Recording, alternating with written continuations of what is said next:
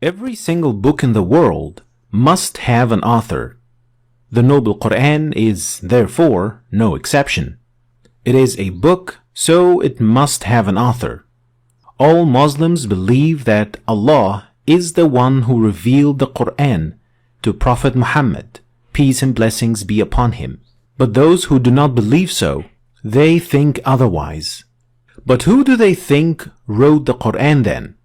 I mean, if they don't believe that the Quran is from Allah, then who is it from then?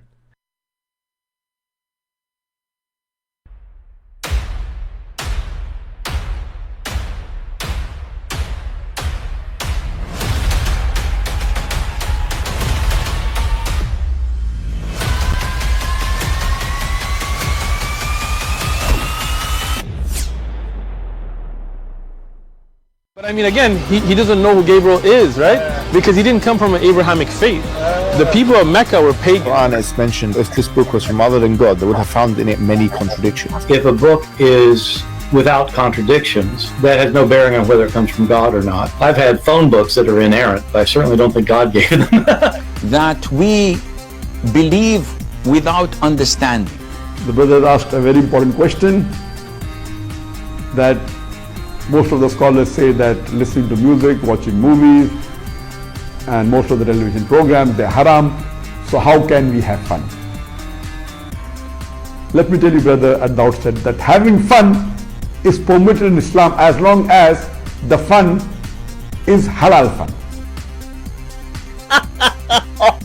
That the standard narrative has holes in it. The Prophet tells us because Satan or the devil sleeps over our nostrils. Those who oversleep and not pray Fajr on time, Satan urinates in their ears. I really do think Jesus was crucified and that he really was dead and buried. He thought that he was a son of God in the sense that he was specially chosen by God. I think Jesus really did think he was going to be the Messiah, the future king of Israel. I mean, that is, after all, why they crucified him.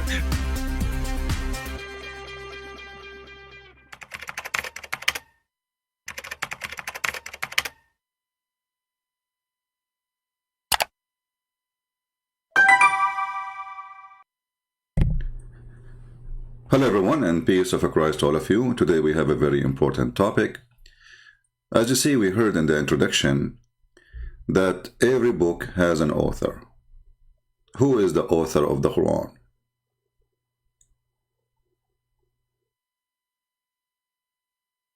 If we go back to the Muslims' Abdul video, when he said, well, the Quran, according to Muslims, the author is Allah. The Quran, according to non-believers, is who? And then he continues saying something really important. Because there aren't really many options, since Prophet Muhammad was the one who dictated the words to his companions, the writers of Wahi, to write it down. So, if they don't think it's from Allah, then it should be one of these four options, simply because there isn't any other possibility. So it should either be that Prophet Muhammad, peace be upon him, authored the Quran himself. The second possibility would be that he used the previous books, like the Bible or the Torah, to write the Quran. Third, a Christian or a Jewish person had helped Prophet Muhammad, peace be upon him, to write the Quran. Or fourth, it was Satan who had helped the Prophet to write the Quran and tell him about the news of former nations that he... Alright. Here actually the Muslim, they gave the answer for all the questions. He just gave us the four. The Prophet himself, he made up. The Prophet, he learned from the Christians and the Jews. The Prophet, a priest, or he was teaching him. And Satan. Now we can prove all of those in a very easy way. Before we start, I'm going to open my Skype, so if there is any Ustadz from Indonesia, or, in Asia, they call themselves Ustadz, what we can do, because simply they do,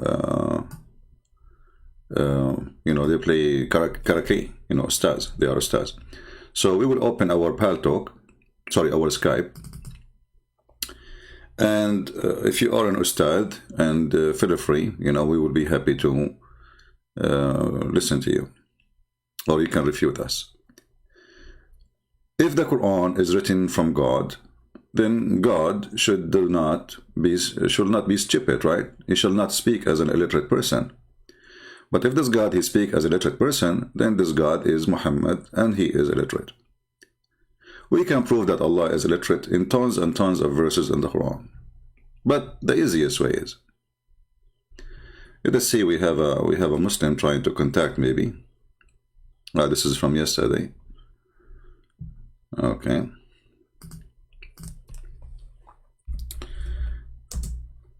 Let us give him a text so he can call now if you wish.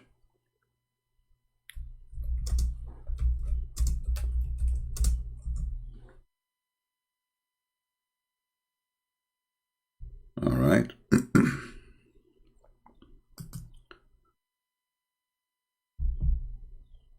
I'm a Muslim. Okay. Did you say they fear? Oh, okay, let us see this guy. Look like this guy is excited.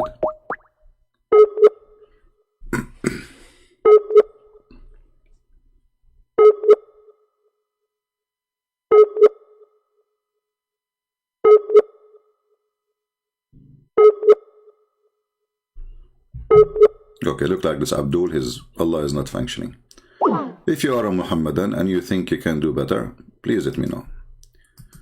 Here we have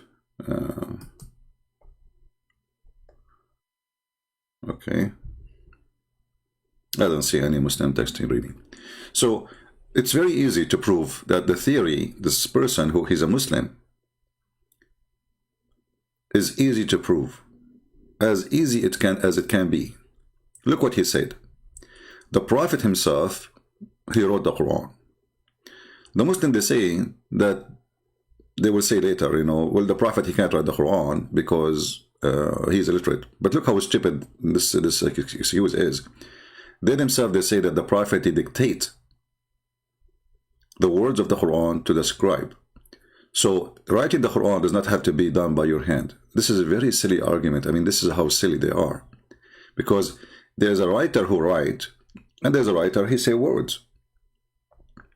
So it can be that you are a writer, let us say the author, not a writer, the author of the book, without writing, without knowing how to write, how to read. As long as there is a scribe to write for him. And remember, even the Quran was not even written in the time of Muhammad. It was collected long after his death, and most of it is gone. When here they give us the option one after one. Satan helped him. Muhammad, he took from the Christians, the Jews, books. Priest, he helped him. We will find all reference in the Quran. Like as an example, the Hadith says, and the Quran saying that when Waraq ibn Nawfal, which was a priest supposedly, and he is not really a Christian, he is Nasara, he's from a cult. When he died, Muhammad, he tried to commit suicide.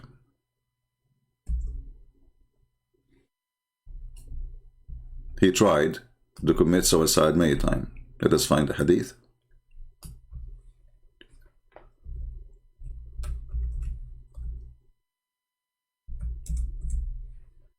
Here, if you read this hadith, this is Sahih Bukhari, so they cannot say this is not true, etc. You will see here it says that Waraq ibn Nawfal is the first one, actually. He even told Muhammad that you become a prophet, which means Muhammad, he did not even know.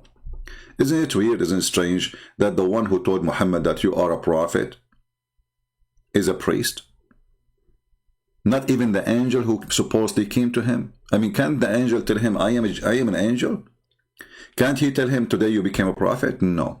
His wife, she took him as if he's a kid, as you see here. Khadija, she accompanied him, and here you can see he is facing a lot of suffering.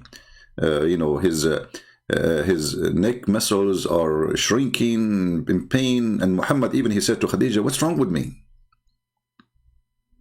And this is a clear sign of epilepsy. This man is mentally ill.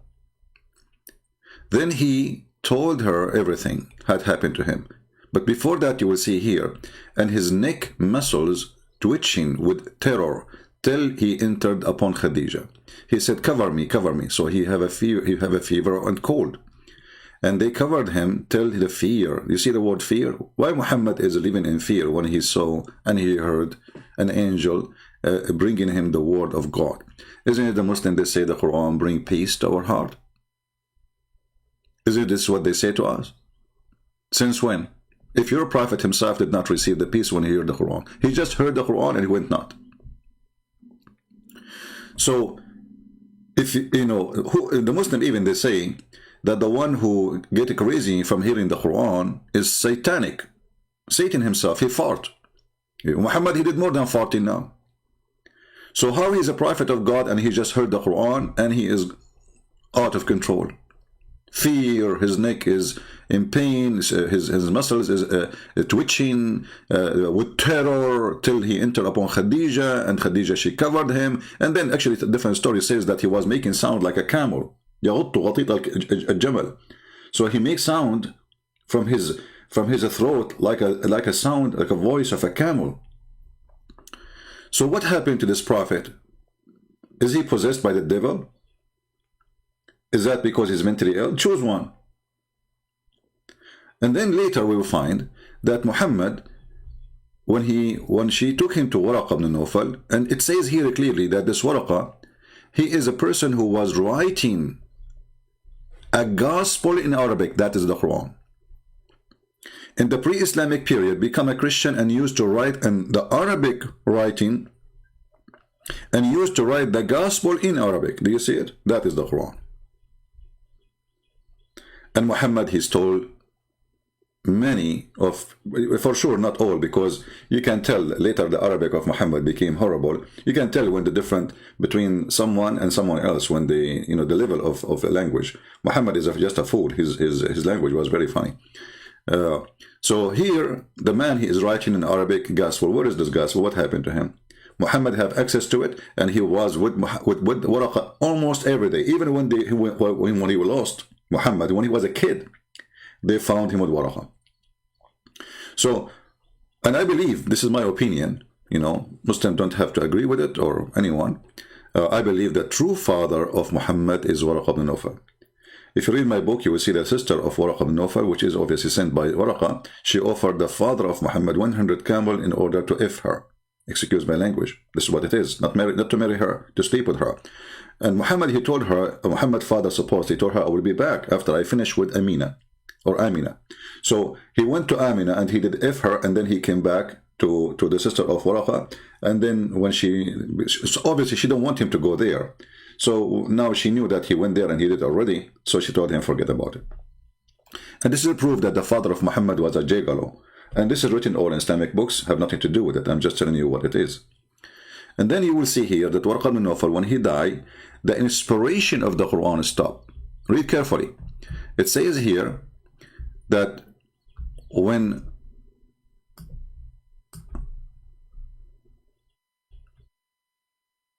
here it says, but if after a few days Waraqah died, and the divine inspiration was also paused. Any Muslim can explain to us what is the connection? What is the connection? Waraqah died, not Jibreel. Why there's no more inspiration? What happened? Obviously the one who was giving Muhammad satanic verses, it was Waraqah, and he died. And now Muhammad trying to find the replacement.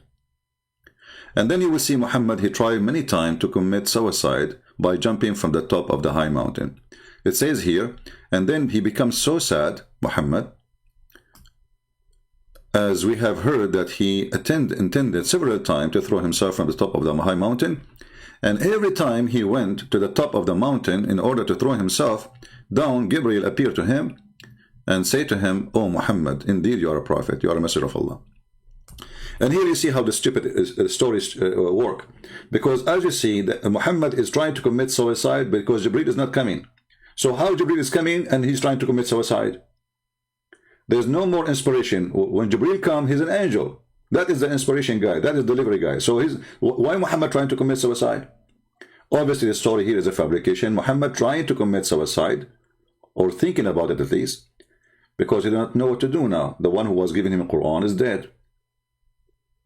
So when the Muslim they say maybe a priest help him, yes. When a Muslim they say maybe Satan help him, we say yes. Muhammad, he confirmed that he used to receive command from the devil. Read it. This is not our words, not our translation, this is not our hadith, that's not our book. So they can say whatever they want. They can say he's lying. I'm showing you on the screen. I mean, all the Muslims, they say the same thing. He's lying, he's lying, he's lying. It's okay, you can say that. It's in front of you. It says here that Muhammad, he says, everyone have a devil. And if you do, you might argue saying he is saying a genie. Read carefully. The mischief of shaitan. What is the name of the title? The mischief of shaitan. And how he sent his troops to tempt people. So Muhammad saying that every one of you, he have a companion, he is a shaitan. They said to him, would you too, Prophet? He said, yes. But Allah helped me against him from his hand, and he does not command me but for good. So what this story here confirming that Muhammad, acknowledged that he received good command from the devil. Have you ever heard of a shaitan giving good command? He gave a good command. This is the good shaitan. So the second theory about shaitan giving to Muhammad command is true. And we know, all of us, about the satanic verses, right? It's not a joke. You can go and read it. And this is why, Yasser Qadhi, Muslim, they spit at him many times, because sometimes he say things he should not say, exposing the stupid Muhammad. So satanic verses is very well known. But let us see one more hadith. Muslims, they agree that their prophet was under the control of shaitan. Here it says, narrated by Aisha, once the prophet was bewitched, so he began to imagine that he had done a thing. In fact, he did not. You ask the Muslims what bewitched mean. They will say black magic. Okay, is it black magic from the shaitan? The Quran says so. Now Allah is the one who taught the black magic, but the shaitans are the one who practice it. So the shaitan, according to the Muhammadan, he was successful to bewitch their prophet. And this prophet is totally went insane to the point he didn't even remember what he's doing. And he imagined he done a thing. In fact, he did not, which means he is living in illusion. So how Muhammad even he can receive Quran when everything he see is illusion? You know what I mean? How many Quran Muhammad received in this stage? According to Muslims, some they say 6 months, some they say 1 year. Because Allah took him 12 months to take off 12 knots made for Muhammad. If you don't know, the Muslim believe that people, they can do magic to each other by blowing in the knot, which is very funny and nothing but a fiction. Explain to us that the one who wrote the Quran actually is an illiterate. What kind of God he says such a thing? Somebody make a knot. This is voodoo. This is stupid voodoo. I mean, who's going to believe in it? So when they say, they see the title of my video saying, was Allah illiterate? Obviously he was, because Muhammad is a foolish man. He is putting his illiteracy, and his illiteracy is not about writing or reading. It's about his stupidity. He is illiterate as ignorant, and he claimed that somebody will make a knot and he will, do voodoo for you. If you read actually the translation here, it says, the mischievement of those who practice secret art. You see, for you who don't know Arabic, you might accept this, but for me, this is a joke. Nowhere it says that. It says those who blow on the knot. Change the translator from Yusuf Ali to other donkey. You will find the whole thing change. Here we go. Why they are saying they practice secret art when it says the one who blow in the knot? There's a huge difference. I mean, why you decide to hide the word knot and the word blow in the knot? And why you take it off? Because it's stupid and we have to hide it. Who in the world want to believe that somebody can make a knot for somebody and he can control him? If this is the case, we can control all, president in the world. Just make a knot for them. I will not you, right? So this is additional proof that the one who wrote the Quran is a certified idiot, and he is not only illiterate, he is beyond illiteracy. He is certified donkey. Let us continue and see what is more proof the theory which the Muslim they put by themselves in this video. And you know, the funny is that there is a little girl, her name is Ali Dawah. She made a comment under that video saying, brilliant video. Brilliant video. Brilliant video. Exactly. That's why we are using it. It's a brilliant. Right? It's very brilliant. So, a person who have little intelligence, he will not come with such a reasoning, saying that Muhammad is under you know, influence of a black magic by somebody making a knot for him. And then the funny is, the solution for the knots is just to say, I seek refuge by Allah. So how come Muhammad, he needed 2 angels to come to fix the problem? Wasn't Muhammad seeking refuge by Allah? And then if we study carefully, do you see here it says in Arabic, وَمِن شَرِّ غَاسِقٍ إِذَا وَقَبْ. إِذَا وَقَبْ. What the Muslims translate, they say, from the evil of the darkening night as it is come with the darkness. Evil come only in the darkness, in the night. That's weird. In fact, nothing in the translation is accurate. Here it says, إِذَا وَقَبْ, it's mean when the penis penetrate. And if there is any Muslim will say to me, you are a liar, this is your chance. Please call me right now and I will make you read it by your own. وَإِذَا وَمِن شَرِّ غَاسِقٍ إِذَا وَقَبْ. This is about the penis who penetrate or stand up. Aisha, according to the story, she came to Muhammad and she wanted to have fun. Muhammad's penis is not functioning due to the black magic, supposedly. So, and we can prove it, by the way. Here we go. We can go and we will show you the hadith. Aisha, she is saying the following. The Prophet, he imagined himself having sex, but in fact he did not. Here we go. Do you see it? So, sexually, he is in disability now. And the excuse is the black magic. So the black magic not only control the illusion of Muhammad, the brain, even it's going down to his penis and his one testicle, because Khadija, she broke one. So the Prophet continued for such and such period, imagining that he had slept, between 2 brackets, has sexual relationship with his wives. In fact, he did not.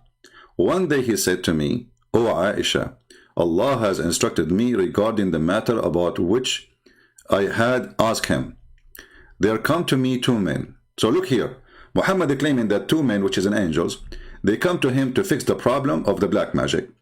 But here it says, all what you need to do to fight the black magic is to say, I seek refuge by Allah.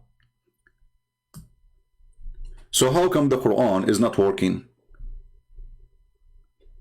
How weak is the Quran is? Now, if you are a Muslim and you are listening, and you have any comment to say about what we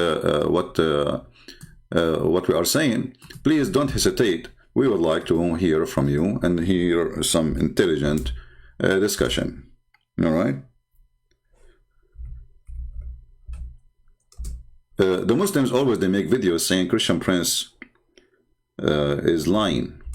And the funny is, how Christians are lying. They will say to you, the one who said that, he is a human. Okay. He is what? He is a human. I did not understand. What do you mean? The one who said that this is what it means, it's a human. So do we get a monkey to explain it to you?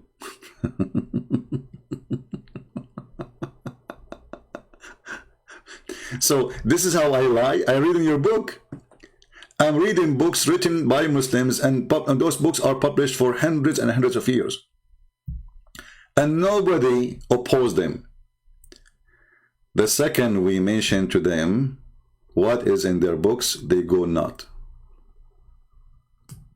The one who explained this verse is the one which Muhammad himself, he prayed that he will explain the Quran. Muhammad, he said to Allah, may Allah make you Ibn Abbas Hibrul Ummah, which means you are the scholar of all the nation. Was Allah wrong when he asked for such a request? Did Allah grant Muhammad or not? The Muslims, they say Allah will grant Muhammad anything. So Ibn Abbas says, إذا وقب قيام الذكر. قيام الذكر, when the penises stand up and get harder. Excuse my language again. As you know, here we are just educating. We are not trying to speak dirty, but this is what it is. And if there is any Muslim who will say this is not true, please challenge me. My Skype is open, and I want to make you read it right now, right here. And here you ask yourself, why in the world, in the translation, none of them he said something about the penis standing up? Why in the interpretation it says that, but in the translation it doesn't say so?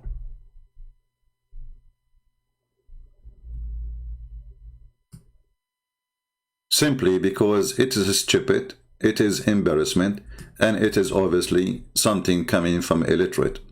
And again, illiteracy, as I understand it, is not just a person who do not know how to write, how to read. It's a donkey trying to make himself smart.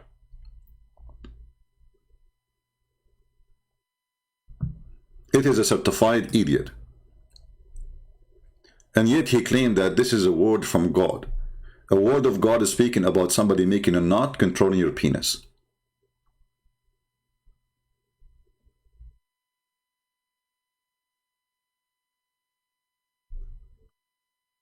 Until now, we did not have any text or request from Skype from any Muslim to contact me. Sound great, because sound like they are agreeing that Muhammad is really he is the one behind the Quran. Not all of it, as we said. Some from Waraqa, some from here, some from there, some even from servants, slaves, etc.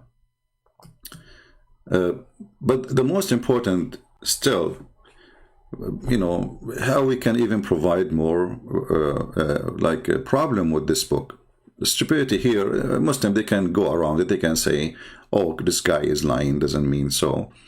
And even if we show them let us say the Tafsir al-Fayruz Abadi, Tafsir al-Fayruzi, you know, al-Khudayri, al-Suyuti, Tafsir Taj al-Arus, I mean, all the books, all the famous Islamic books, still they will say, you know, he is lying. Like if we go to Tafsir Ibn Atiyah, which is a very famous sheikh, is the most stupid one of them, and we read what he says about that. It says, you know, al-ghasiqu idha waqab dhakar al-rajul, the penis of the man. The book name al-Muharrir al-Wajiz fi Tafsir al-Kitab al-Aziz Ibn Atiyah.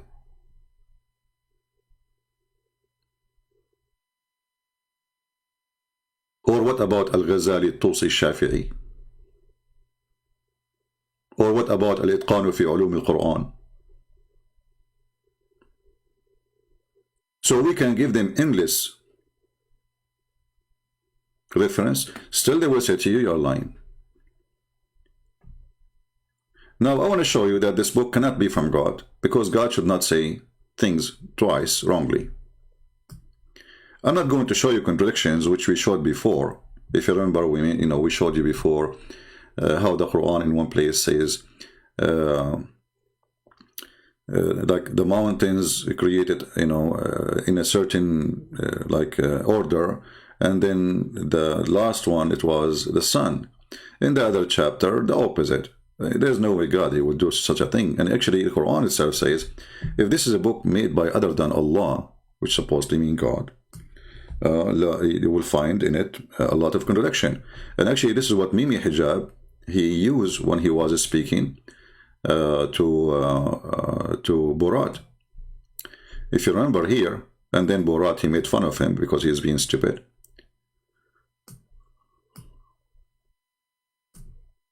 If a book is without contradictions, the book is found in it many contradictions. If from other than God, they would have found in it many contradictions. From other than God, they would have found in it many contradictions. It's mentioned, if this book was from other than God, they would have found in it many contradictions. If a book is without contradictions, that has no bearing on whether it comes from God or not. I've had phone books that are inerrant, but I certainly don't think God gave them. So this is this is an illiterate excuse to claim that he have a book.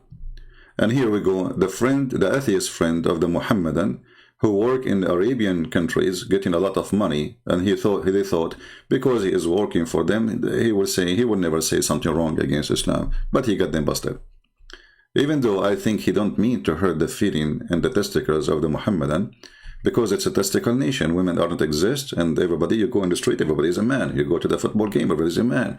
You go to the theater, everybody is a man. Women, they stay home. You know, it's a testicle nation. So the testicle nations have no testicles to call me and to prove me wrong. So if the Quran is saying that if this book is made by other than Allah, then we'll have to find contradiction. Well, the Quran is full of it. The Quran, there's no book can beat this book about contradiction. And I will give you a simple example. And I will not mention the creation, which is a clear contradiction, because we mentioned it many times before. But let's go here.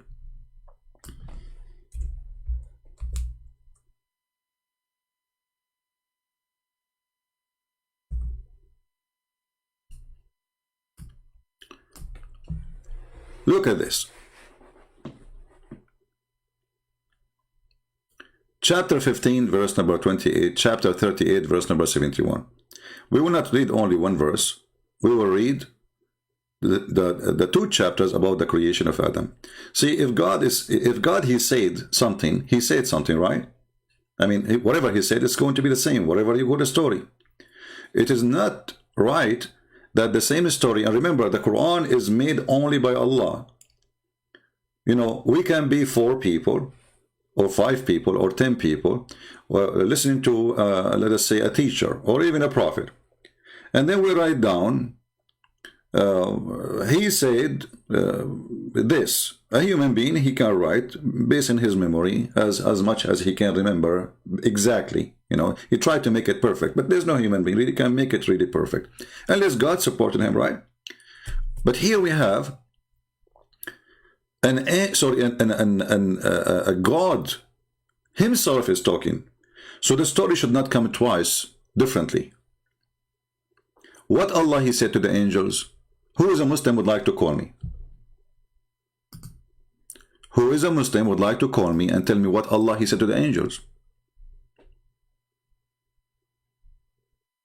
I see that you guys are not inviting many people. We have only less than even 800 people. Thank you for not sharing the links.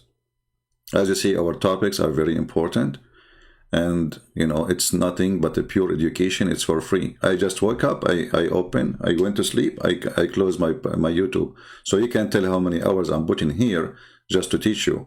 So I think you should care more for what we do. This is a lot of information, and this is a priceless information to educate you about how to defeat the cult and the garbage of Muhammad. If I am a Muslim and I am going live, you can imagine how much the Muslims will share my link. But thank God I'm not a Muslim. And you know what? It's okay. 700 is a blessing. But sometimes you ask yourself why the Christians don't do what they need to do. We need more, so that nobody will be fooled by this garbage. So Muslims, what Allah he said.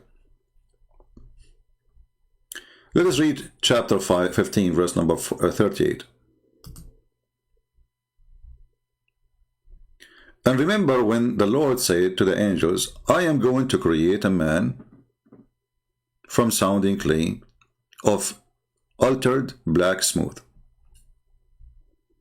So when I have fashioned him, completely, and breathe into him the soul which I created for him, then fall you down, prostrate yourself into him. I mean, this translation is really weird. Let's change that. What? I mean, look how short the Arabic, look how long the English. The second you see the long English, it sounds like the translator is struggling with the translation. Let us see another donkey. Switch. We switch donkeys. Okay, here now it's easier. So, behold, the Lord says to the angels, I am about to create a man from sounding clay, from mud, molded into shape. Okay, so this is the first chapter. Let us go to the second chapter.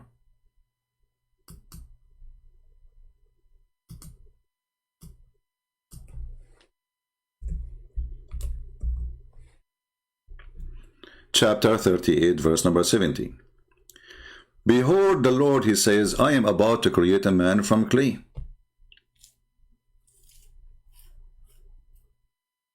Anyone notice there's a difference? Let us put, we did not continue yet, by the way, because the difference is bigger than this. But let us put the two chapters next to each other. I will make them two browsers. Okay. Remember, the Quran supposedly is word by word of God. So God said, right? God said. It's not maybe, it's not somebody writing like a summary. It says, no. God, he said, and this is mean that God, he said. As simple as that. There is no need for, you know, he said, she said, you know, this is wrong translation. This is, you know. So God, he said. Okay, what God said, let us see. And let us put the other one next to it.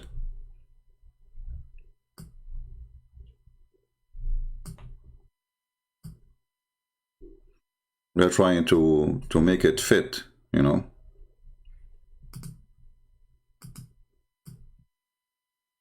That's not okay. Let us do this.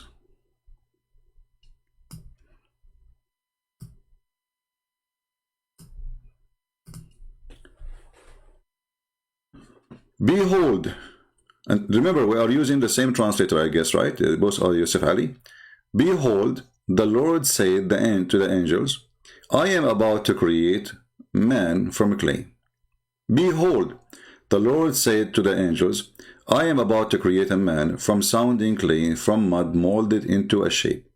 Which one of them is Allah said to the angels?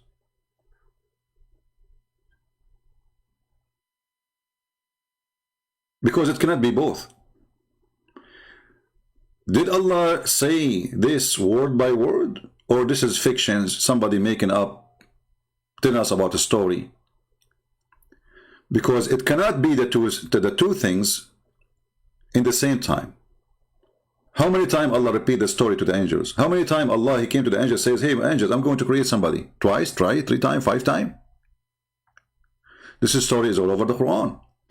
But each time Allah, he say the story comes differently. So if this is a story made by a person, his name is Allah, and he said a sentence, well, it should appear exactly the same in the other place in the Quran. Do we have any Muslim here? Guys, do you see how important this is? Because there's no way this God, he came twice. Like what? He went to the bedroom and he came again to tell them, hey, Ajaz. You know, they will tell him, Allah, you told him already. Are you stupid or what? I mean, stop your drama. And then he continued. Look, the difference not only in this verse. What about go to the second verse? You know, because the drama continues. It's not, you know, this is stupidity. Then he says, when I have fashioned him, forget about between two brackets, and breathe into him. Okay. My spirit. Fill down you in obstance into him. Where is the...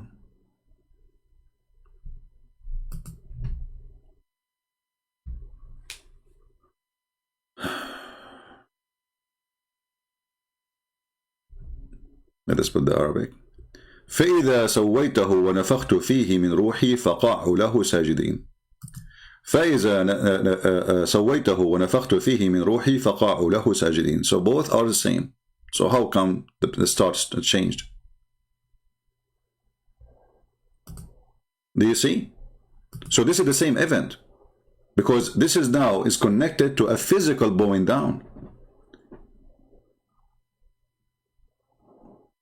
Do you understand, people, what I'm saying? The Muslim, they can't say, oh, Allah, he told them the story in different place, and it was different, you know. This is the same angels. He made them all bow down. So the first sentence is different from the second sentence, but the second action, all of them, they, after he put his spirit, and all of them, they bow down.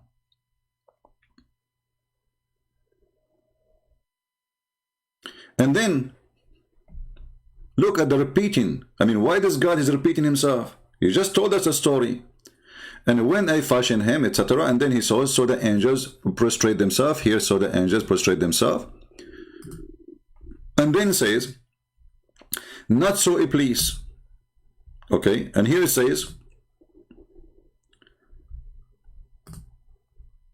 not so Iblis.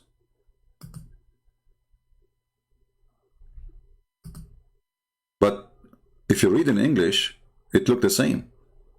If you read in Arabic, it's not. Read carefully. إِلَّا إِبْلِيسَ أَبَى أَنْ يَكُونَ مِنَ السَّاجِدِينَ. So what the last word here? He refused to be from one of those who bow down. Let us go to the other verse here. It says, except Iblis, doesn't say what he did. You know, he was so proud, and he was from the kuffar. So they change the translation. Read carefully. Not so Iblis, he was haughty and become one of those who reject faith. But here, it's not the same. We can let it go. Now let us go with what Iblis he said. Iblis, which means Shaitan, the big Shaitan, the father of Shaitan, who later Allah created for him a penis in the right thigh and the vagina in the left thigh. Allah said, "O Iblis, what is your reason not to be among those who prostrate themselves?" Okay, so Allah talking to Iblis. Why? قال يا إبليس ما لك ألا تكون مع الساجدين. Let us go to the other verse and laugh. Here the story is different words. Look. قال يا إبليس ما منعك أن تسجد لما خلقت بيدي استكبرت أم أن كنت من العالين. Sorry. I made the text for me so small. Maybe for you see it, but for me it's so small to read. So in kunta min al-alin. So the last one is saying different. Here he says, Allah, he says, "Oh Iblis, what prevent you from prostrate?" This is the same in the other one. What is the reason to prostrate? No problem. But the other one saying differently. Ya Iblis, ma mana'aka an tasjuda lima khalaqta biyadi astakbarta am kunta min al-alin. Are you from the high? Are you proud? But this is not what he said to him in the other story. Even in English, it's not the same. Read carefully.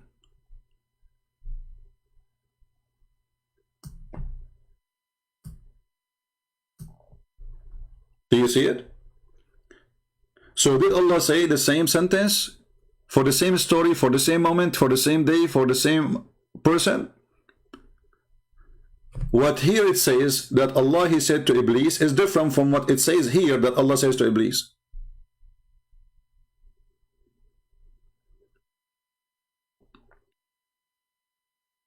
Any Muhammadan? So the question is, did Allah say this sentence? Because if Allah, he said this sentence, they are not the same. One is saying, why you are refusing to prostrate to what I created by my hands. The other one doesn't say anything about my created by my hands. What happened to about the one I created by my hands? One is saying, are you high, hafti? Are you high? Are you proud of yourself? Are you from the mighty ones? The other one doesn't say that. So why there's differences? If the Muslim gonna say to us the Quran was sent in 7 reading, that will be stupid too, because that means there's no honesty of Allah revealing the Quran. Because if he said if those twice different between each other, that's mean Allah did not say what he said here. Because it doesn't matter how many reading, it should be the same. This is what Allah said to Iblis. Same time, remember, this is the same Quran. So this is not different reading.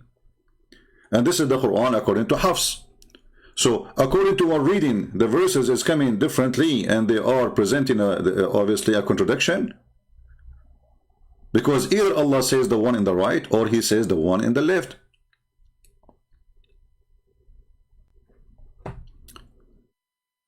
If you go here, verse number 33.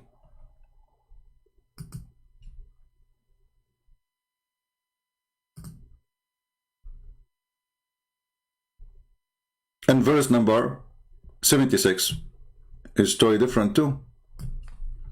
Did Shaitan say the first one in the right or the second one in the left?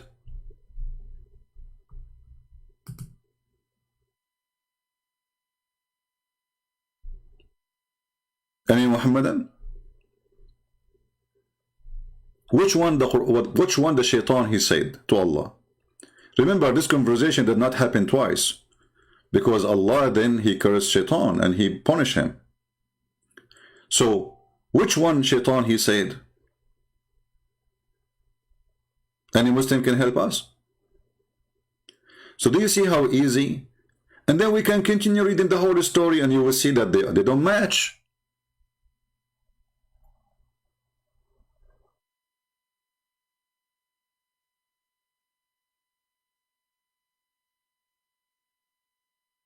Any Muhammadan? Mayday, Mayday, Mayday. So we do not need really to be scholars to find out that the story is a stupid story. And obviously Allah did not say, and Shaitan did not say. This is Muhammad making his own clay. And remember one thing, this is a conversation between two. And the one reporting it is one. As I told you, if the one reporting the story is a different person, we can accept that, because, you know, he let us say, he put what he understood from the conversation. But this is not really what happened here. Allah is telling us what He said and what Shaitan said. And there's no way for mistakes, because the one who is saying to us the story is Allah. And the Muslim, they think that He is God. If I am the one who is trying supposedly to tell you the story about what Allah said and Shaitan, let's say I was witnessing the story there, and Allah said, Shaitan said, I can maybe put my own words to say Shaitan said so, which meaning so. But here it is the conversation reported by one person, supposedly his name is Allah. So how come the one person cannot repeat the conversation twice correctly? And why in the world even you are repeating the conversation?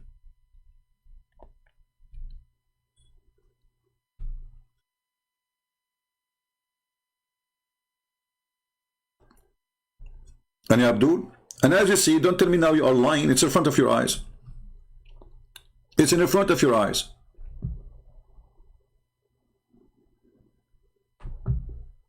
Behold, the Lord said to the angels, I'm going to create a man from clay. Okay. Behold, the Lord says to the angels, I am about to create a man from sounding clay, a mud molded into a shape. Where is the shape here? What happened to the shape and the more details? They are gone? Did the goat eat it? When I have fashioned him in due preparation between two brackets, forget about this one, between two brackets, and breathe into him from my spirit, okay.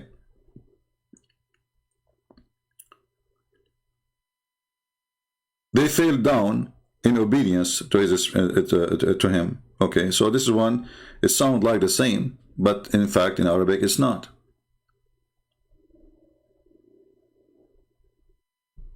Read it.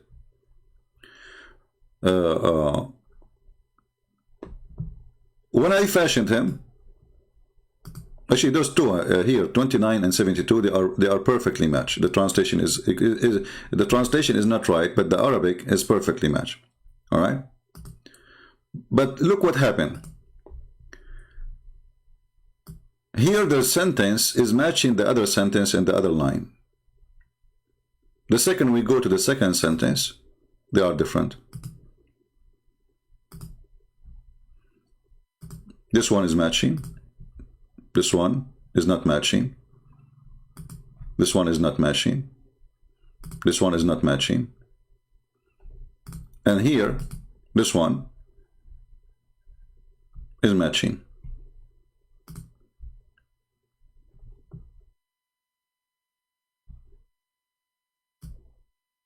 So did really this conversation happened? It was a fiction story written by somebody? Any Muhammadan? Shaitan Iblis, he said, I am better than he. You created me from fire and you created him from clay.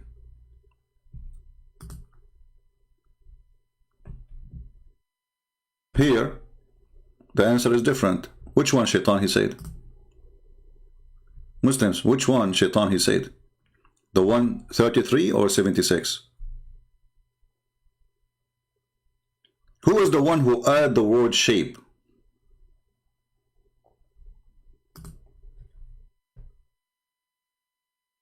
Your Muslim translation is weird, by the way. It says here, I'm not going to bow down to a human. You created him from mud.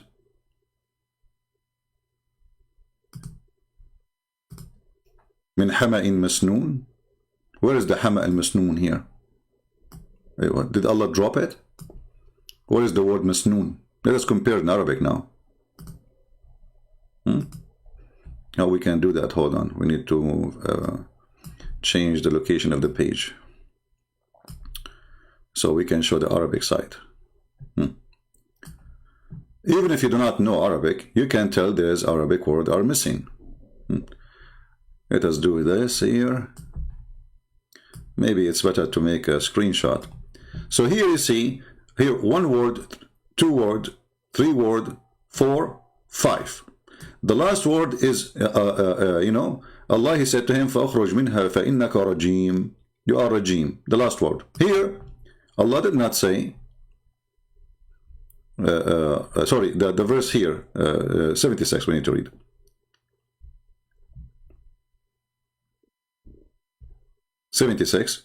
He said, I am better than him. You created me from fire, and he created from teen. Okay, so the last word is, he was created from teen.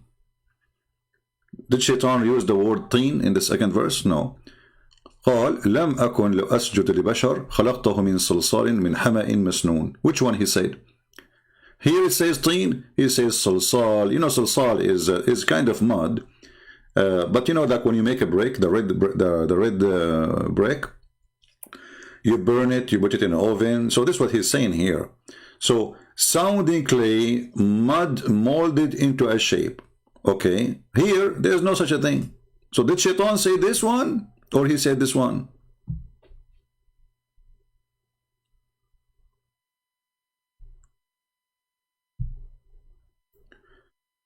Somebody saying, can you teach a difference between hafs and warsh? You see, all those hafs and warsh, this is a stupid creation of Muhammad. Muhammad, as you see, he cannot repeat the same verse twice. So when the Muslims recite the Quran, they start fighting about, Muhammad did not say that. So like Muhammad, Quran once in front of me, it says something. In front of you, it says something else. So we meet together and we recite the same verses. We find that you are reciting different verses. So we fight over it. So what happened, Muhammad, he decided to come with the excuse saying that Allah, he sent the Quran in different reading. But different reading should not make the story different story. The Muslim, they say different reading mean like sounding, or even the same word, but let us say the word sirat in Warsh come as dhurat, but dhurat in Arabic mean fart. The Muslim, they say in certain people accent, the word dhurat means surat, which is very funny because dhurat mean farting. So they say there's no big difference, but here we have the whole sentence is different. We have words, they are totally taken away from the conversation. So this is the conversation really happened as it is, or it was a fiction story? Because here we are reporting a conversation, what Shaitan he said, not reading. You know what I mean? If Shaitan, he said that, Shaitan said that. If Allah changing what Shaitan, he said, that means Allah is a liar. Are we listening? Did Shaitan say the sentence or Shaitan did not say it? If the Shaitan is saying it, then there's no reading should be changed because simply Shaitan said so. You have, you know, where is the honesty of Allah to change and take words of Shaitan? Are you adding words to Shaitan, he said? Or are you taking off words Shaitan, he said? Either one, it's a corruption. If I say to you, Shaitan, I spoke to Shaitan and Shaitan said this to me, and later we find, I repeat the same story again and I say Shaitan says this to me about the same incident, and then you find there is difference between them, what is that telling you? It's mean the person is lying. So, did the Shaitan, he mentioned the story? Did he, Shaitan is talking here? Yes. Can Allah change the word of Shaitan? He give us different story? That's mean Allah is fabricating.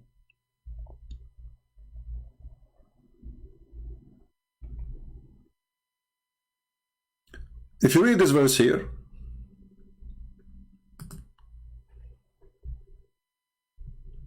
let us go to English. Silly Muhammad. You see, I don't know in the screen, in your screen, how it's coming for me. I have to make it so small in order to be able to put it for you in the screen. But I don't know how much you can see really.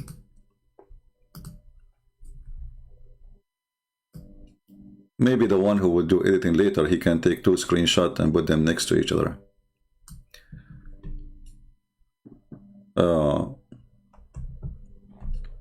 So Iblis, he refused to bow down, and he was from the kuffar. Look, hold on.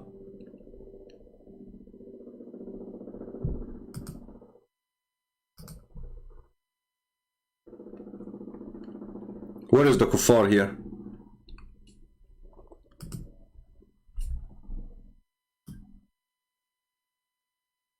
Here a Muslim, he can come use his art of answering, says, well, Allah, he added a word just to explain to us that he was a kafir. But that would be stupid. Because if Iblis, he refused to bow down to Adam, how that make him a kafir? In fact, the one who is a kafir is Allah, because how in the world Allah is ordering angels to bow down to a man? Isn't it bowing down is an act of worship? Isn't it the Muslim, they say we bow down only to Allah? And I saw like a trend of a Saudi prince saying we bow down all to Allah, and Donald Trump.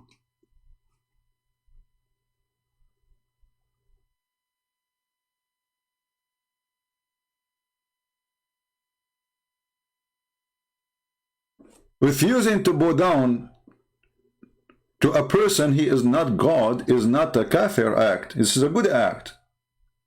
So how Shaitan, he became a bad person because he refused to obey a stupid order of Allah to bow down to a human. Same time, the story is so stupid. Allah, he said to the angels, I'm going to create a human. The angels, they said to him, are you going to create someone who will do mischief in this earth?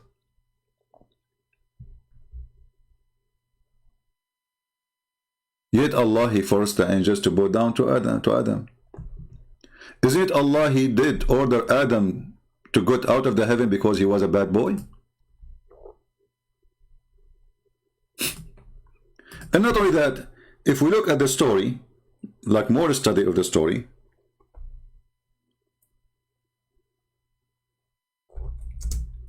you will see the story, it changed in different chapter. It's totally changed.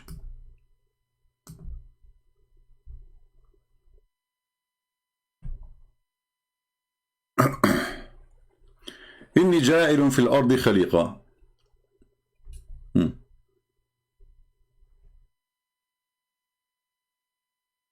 Let us go directly to the verse. Hold on. I hope the colors are not hurting your eyes.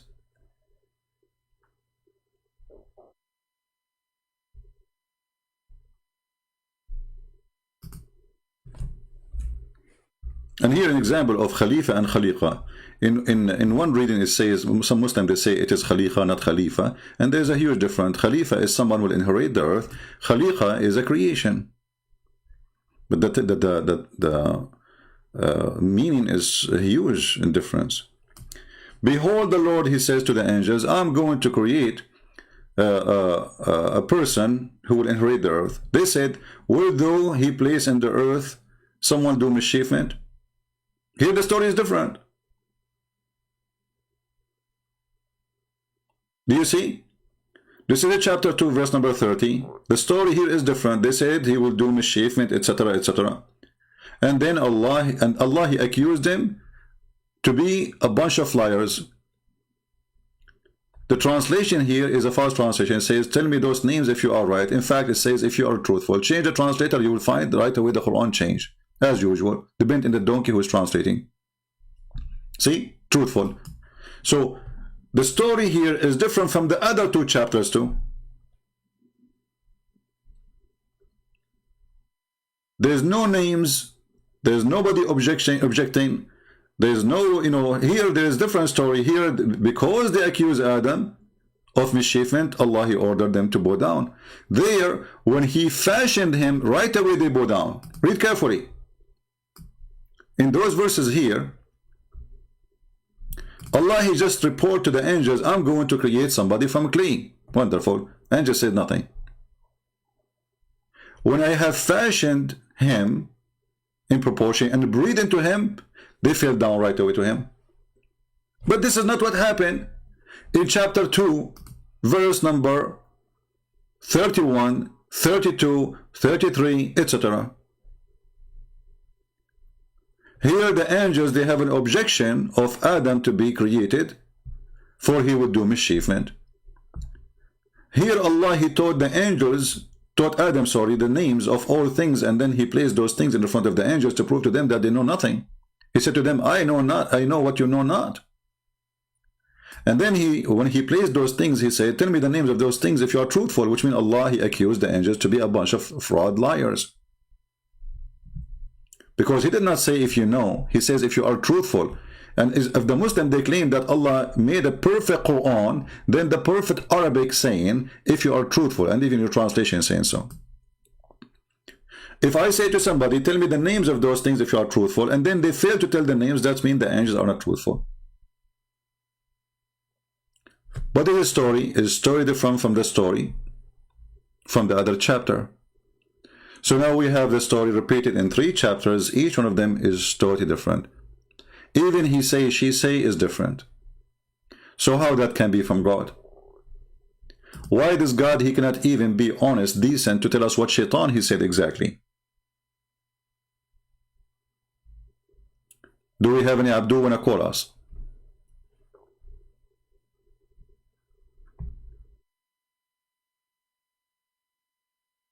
Do we have any Abdul would like to call us? We are dry for the last 2 days from the Abdul. Where'd they go? Anyone? And admin, if this guy ultimate fart, he is in the chat, just to block him. He is just taking away the people focus from our topic. We don't want kids here.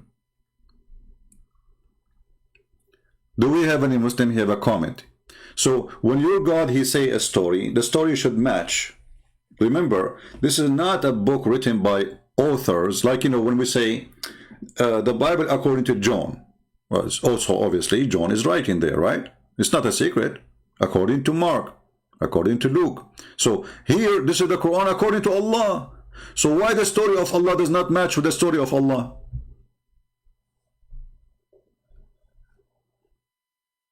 If you are sitting in front of the police and they say to you, okay, before you have the fight, what happened, what he said to you, and then you say it today, you say something, tomorrow you say something else, obviously it's a lie.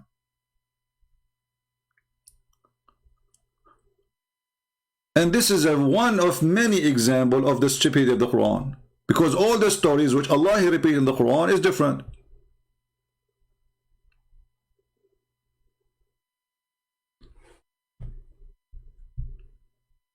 Any Abdul?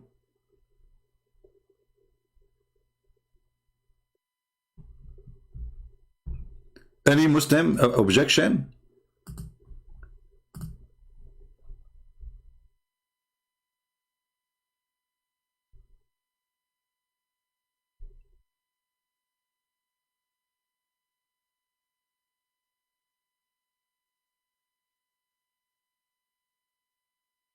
Anyone?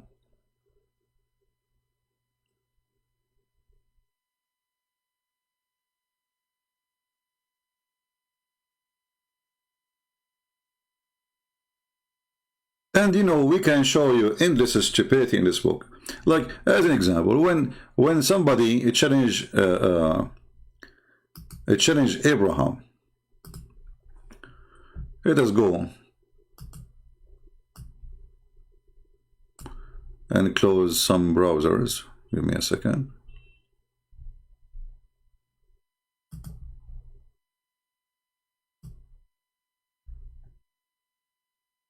All right.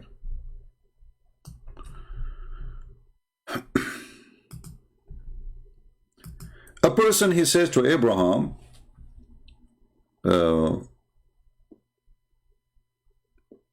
what your God can do. What your God can do. Show us what your God can do. You will see Abraham, he's saying something, I believe it is kind of funny, to prove that Allah is God.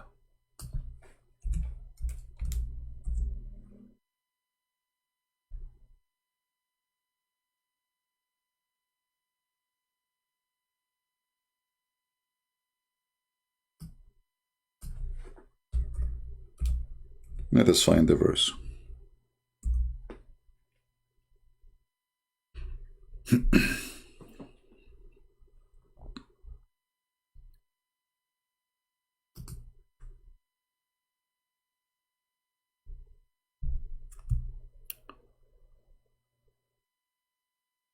The one who debated with Abraham, he have a dispute with Abraham, is asking Abraham what your God can do. He said to Abraham, Abraham, he says to him, Allah can give life, he can cause death. The king, he says, well, I can do the same. I can forgive you, let you live, and I can order to kill you. Abraham, he says, Allah will bring the sun from the east. Can you bring it from the west?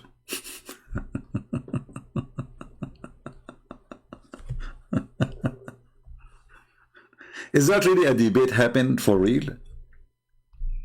Allah can bring the from east and you bring it from the west? I can take this conversation as a silly conversation, no problem. But what is the proof now to the Muslims that Allah, he brought the sun from the east?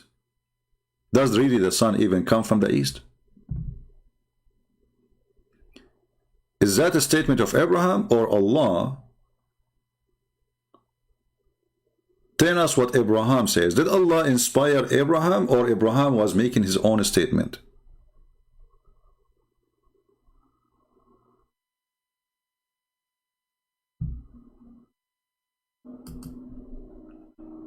Anyone?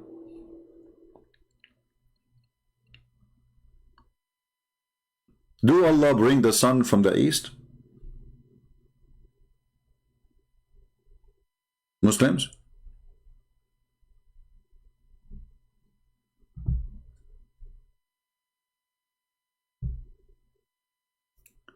And then this person, he asked Abraham, he said to him, okay, show me how Allah, he bring the dead from the like the one who's dead from the death. Okay. And the person said to him, just to have you know, to be sure that you are telling the truth. So Allah, he says to Abraham, take 4 birds and cut them pieces and scatter their body in the mountains, and then call them, they will come back to you.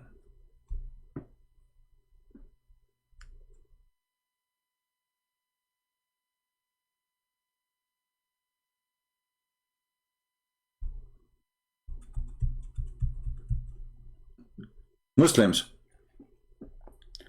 how come it was so easy for Allah to make such a thing happen, but it is impossible to make anything happen to Muhammad? Look how easy it is. A guy said to Abraham, can you prove to me that your God can bring people from death? Abraham says, sure.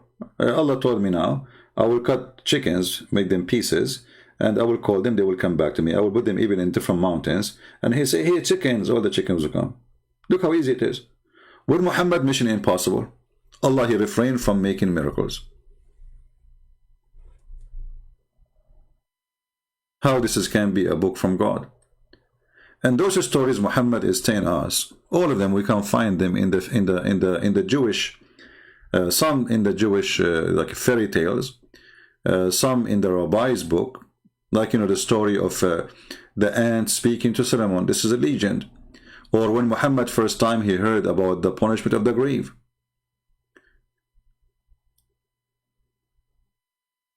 Muhammad, he edited the Quran. First time ever Muhammad he heard of the punishment of the grave, it was from a Jewish woman.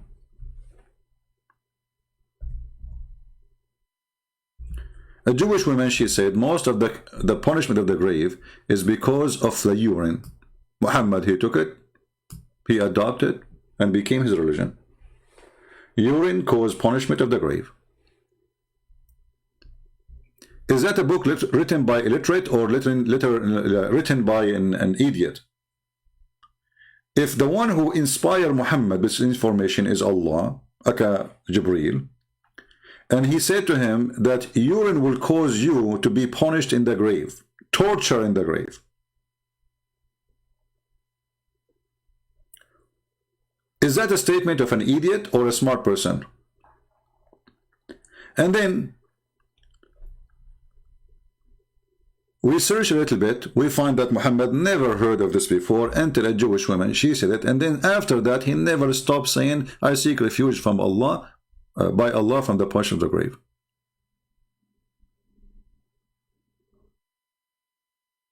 Read carefully. A Jewish woman, she came to Muhammad and she mentioned the punishment of the grave, saying to her, may Allah protect you from the punishment of the grave. Remember, this is a story written by Muslims. We don't believe that Jewish, they say may Allah. But anyway, this is what they say. Of the grave, Aisha, she asked the messenger, by the way, the different hadith says to her, Aisha, she said, you are a liar. Aisha, she accused the Jewish woman, you are a liar, this is stupid. She asked Muhammad about it, he said, yeah, this is true. And then after that, she never heard Muhammad praying without saying, I seek refuge from the punishment of the grave. How come he never said that before? This is why Aisha, she was surprised.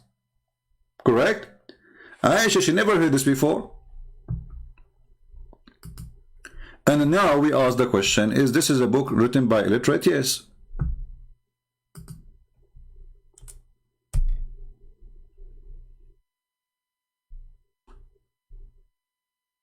Don't text me to tell me, are you Christian Prince? If you are a Muslim, tell me I'm a Muslim, I will text you back or call you back. Where is Allah in Islam? Islam, Allah is illiterate. Literally, illiteracy here is not about knowing how to write, how to read. It's about being ignorant, stupid, fiction. Shaitan is deep in your nose. Is that a proof that Allah is not illiterate or Allah is illiterate?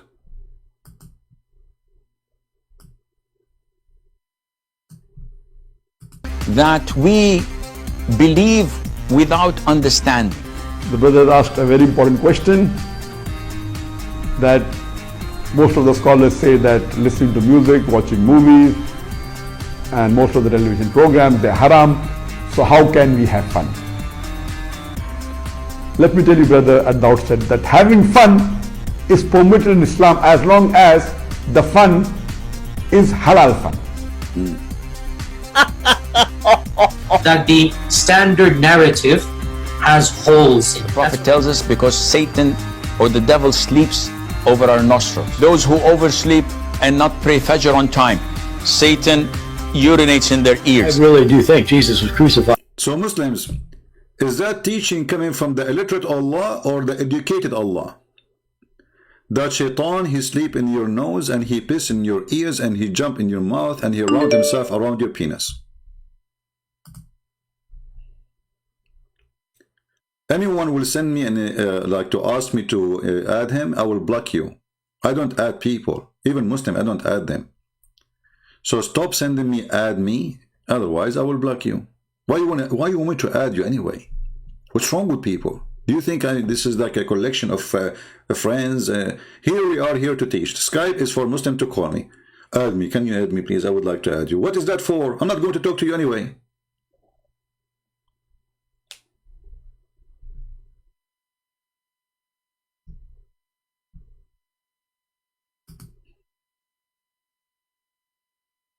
Very weird people. Add me. The second you send me a message saying add me, I block you immediately.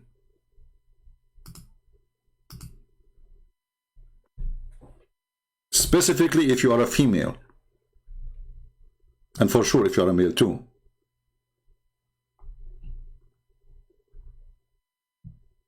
Anything you want to say, you have the chat, you can say it, you can leave a comment later. Skype is only for Muslims to call us.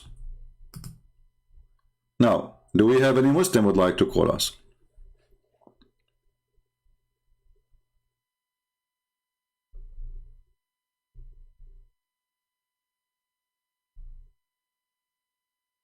Any Muslim would like to call us? Maybe.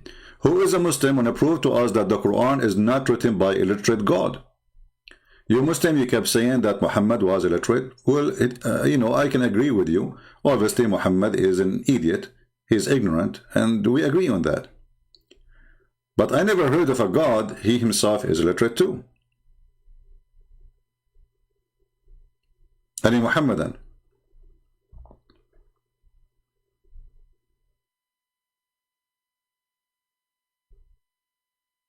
Zero Muhammadan. By the way, I want to announce to you that we have our book 6 in Allah in volume number 2 in Russian, already published, is for free. It is in my page in Patreon. You can download the book if you speak Russian. Even if you don't speak Russian, I encourage you to download and post around, because that will help us to make people know about it. It's for free. It's a gift from me, as many books I give. So 6 in Allah in Russian is ready, is published already. We just published it, you know, before I start today. And I encourage you really, even if you are nothing to do with the Russian language, just to copy, share the link everywhere. The more we share it, the more we make the book known. All right. Same we have Albanian book.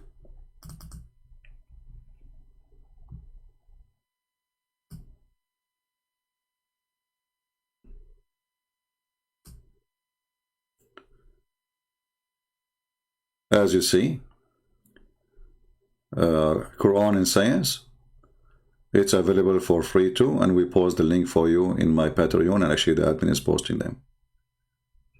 And soon we will publish more books for free. So let the whole world read and learn about the stupidity of the cult of the Muhammadan. Do we have any Muhammadan?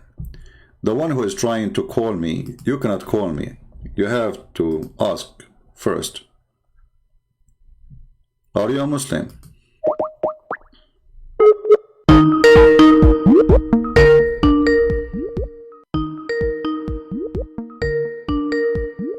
Hello? Yes, my friend, you are live on air. Are you a Muslim? Yes. All right, what would you like to say to us about the topic? You just said that there are 3 contradictions in the story with Adam.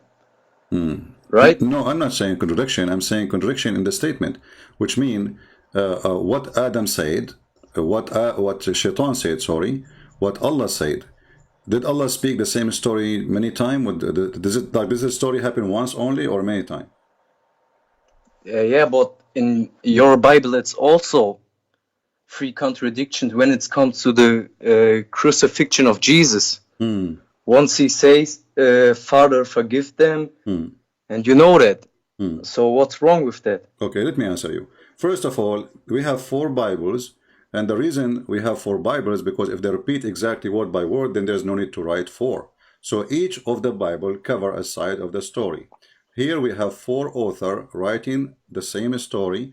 So here it says, forgive them, Father. The other one not need to repeat it because already he mentioned it. But here we have the same author. His name is Allah.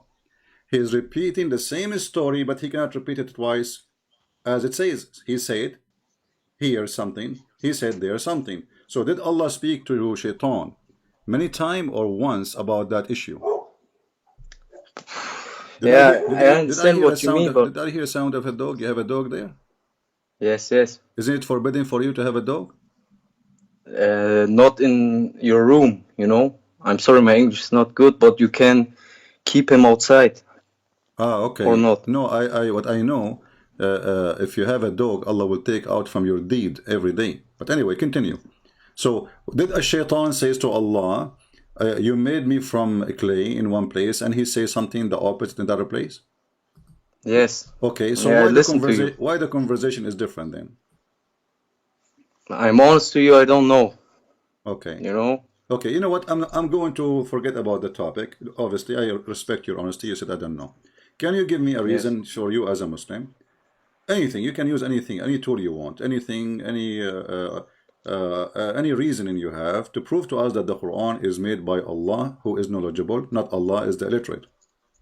You know, I'm not born as a Muslim.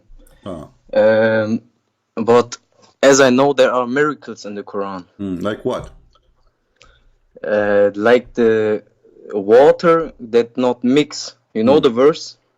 Yeah, I know the verse. Yes. Okay, the water doesn't mix with what? Yeah, that, you know, my English is not very good. I try my best. What is your first language? There is a verse. What is your first language? German. Oh, okay. So, do the water, salty water, and the fresh water mix, or they don't mix? Yeah, they don't mix. Okay. Can you go to your kitchen right now and make 2 cups? One is fresh water and one have salt, and put them together in one pot. That's not what it means. No, it's mean what then? Do you know? Don't know the place in the where the water don't mix, the salt and the. There's no such a thing. You don't know that. There's no such a thing. Always water, salty water, and fresh water, they mix. When there is a current, it takes time because there is always more new water coming, but always water mix. Secondly, the Quran says that the salty water and the fresh water, they don't mix because Allah, He put a barrier, and this barrier is a rock. Can you prove it to me? Oh, that yeah. It means that. Oh, sure. You are talking to Christian Prince. You're right. I know you have very good knowledge. All right. This is the chapter 25, verse number 35. Read it for me. 25. Wait a minute.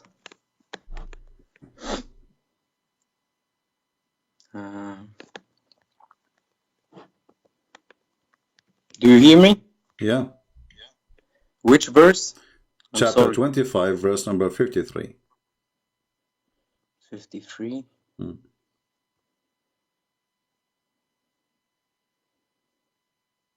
The thing is, I have it in German and I can't Okay, no problem. Let us go to Ibn Kathir. Let us go to Ibn Kathir. I want you to look with me in the screen. Okay? Look with me in the screen. Okay. Chapter 25, verse number 53. And as you see, this is not me. This is Ibn Kathir, right? You heard of Ibn Kathir before, right? Okay.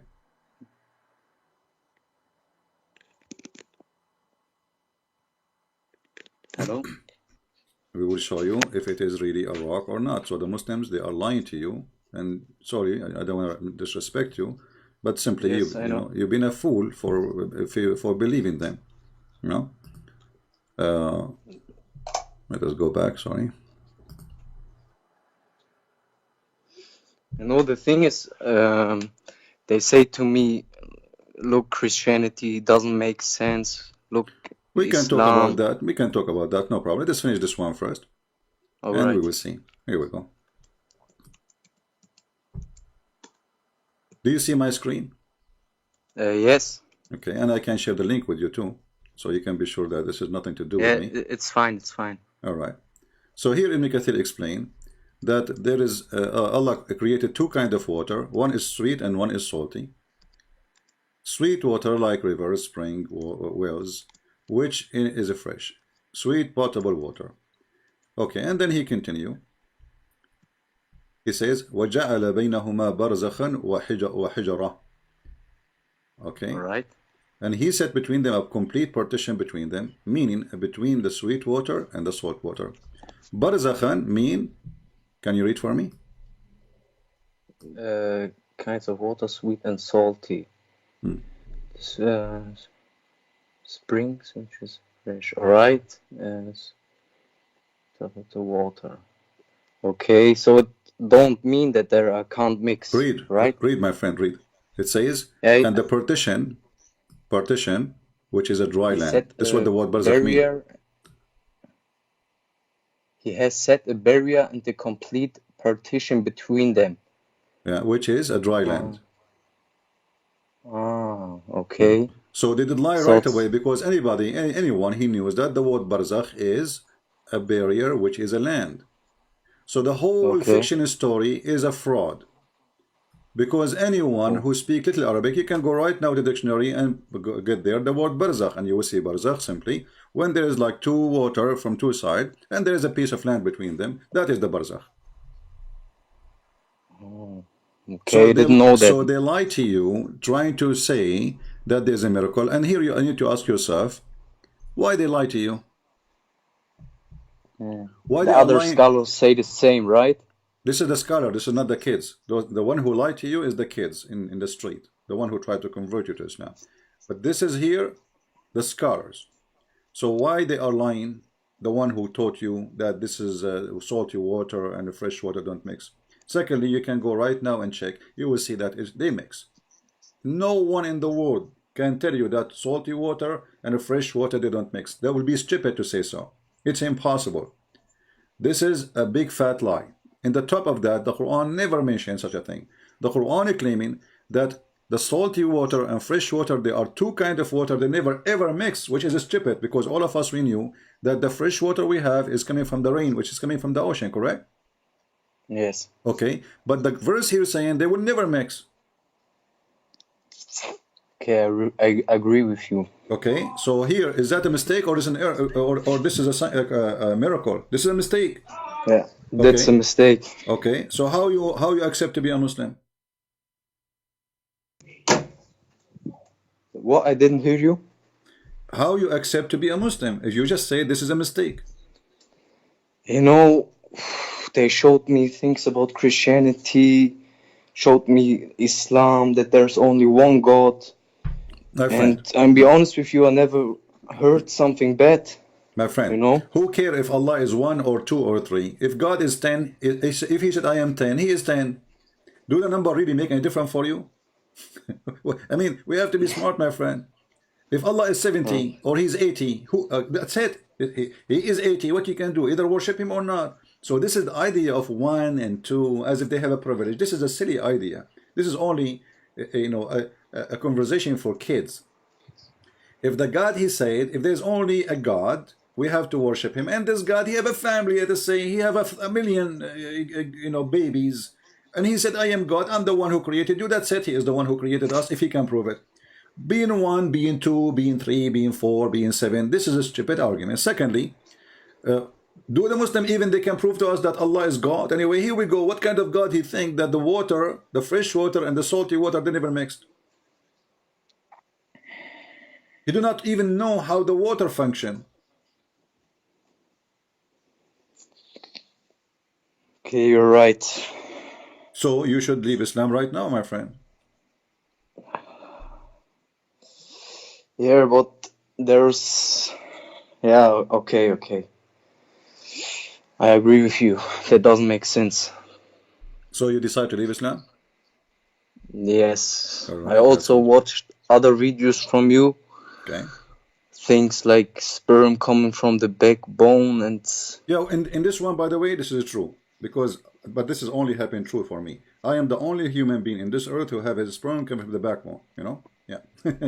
What kind of God this God is? And women, they have a sperm coming from their ribs, you know? What a stupidity.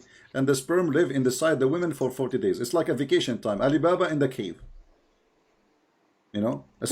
Sperm live inside the women for 40 days. Yes. What kind of stupidity is that? So obviously the one who wrote the Quran is illiterate. The one who gave Muhammad as the clean inspiration is illiterate. So Allah is illiterate, not only Muhammad. Now, as long, my friend, you decide to leave Islam, why you don't accept Jesus as your savior? You know, my family is Christian, but there's one big problem I see myself with Christianity. Okay, tell me about it. Do you know the story from the Bible where it says, I don't know how it says in English, there is a woman who cheat on her husband. Okay. And then she came to Jesus, and the Jews want to stone the girl for doing that. Okay. And Jesus said, look at your own sin, first of all. Do you know the story? Yes, sure. Yeah, and? But this is not from the Bible. It's not from the original Bible. But what do you mean by original Bible? Yes, it was, even the Christians say that this is false. Also, how can I explain to you? It was added. My friend, no Christian will say such a thing.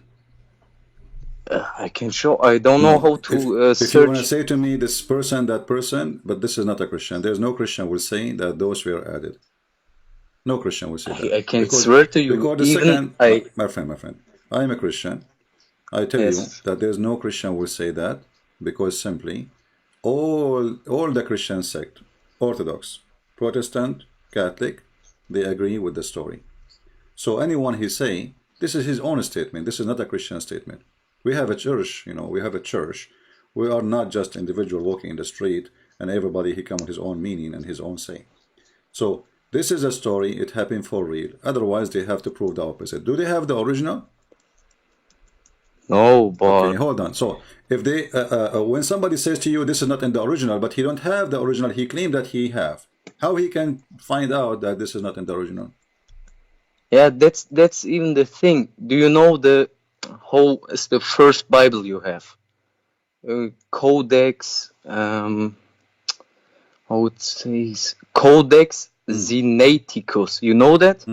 But this is not the first Bible we have. You see, we don't have something called first Bible. We have manuscript. A full Bible. I know what you mean. Yeah, but we have manuscript. Let me explain to you, please.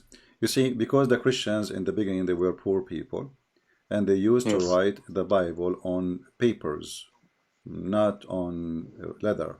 They can't afford it. Leather is only for kings and, you know, people who can afford it. Very expensive. Until now, leather is expensive, correct? So, yes.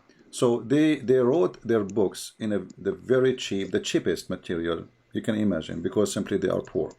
This is why it did not live for long to come to us. Then, after we have kings who they become Christians, those kings they order to write what was in papers into leather, and those are the one who preserved, and in those ones we have the story there. All right. Yeah, and my friend, let me tell you. Let us say, for the sake of argument, this story does not exist. Let us say the book of John, all of it does not exist. That will not change anything. That will not change anything. That Jesus is God.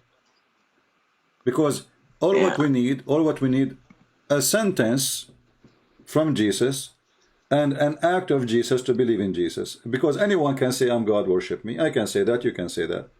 But when we confirm that Jesus, we believe that Jesus, he resurrected people from death. We believe that Jesus says, I am God's son. We believe that Jesus says, I am from above, you are from below. And we, you know, there's millions of things. So one book, let us say there's no book of Isaiah. It's gone. Let us say there's the book, or the Old Testament is gone. Still not going to change anything. Even the stupid Quran agree. And remember, the Quran came 600 years after Jesus, right? Yes. And the Muslims, they say there's no original Quran. This is what they told you, right? I mean, gospel, correct? This is what they say to you. Yes, yes, So it's where the Muslims, falsified. okay, so where the Muslim they got it from? That Jesus, he created somebody from a bird from the mud, and Jesus, he made the dead alive, and he made the blind see, and he can tell you what you had in your houses. Where it gets from? If they did Yeah, not get it from the that's Christian, if they did not get it from the Christians, then we need to explain to us they got it from where.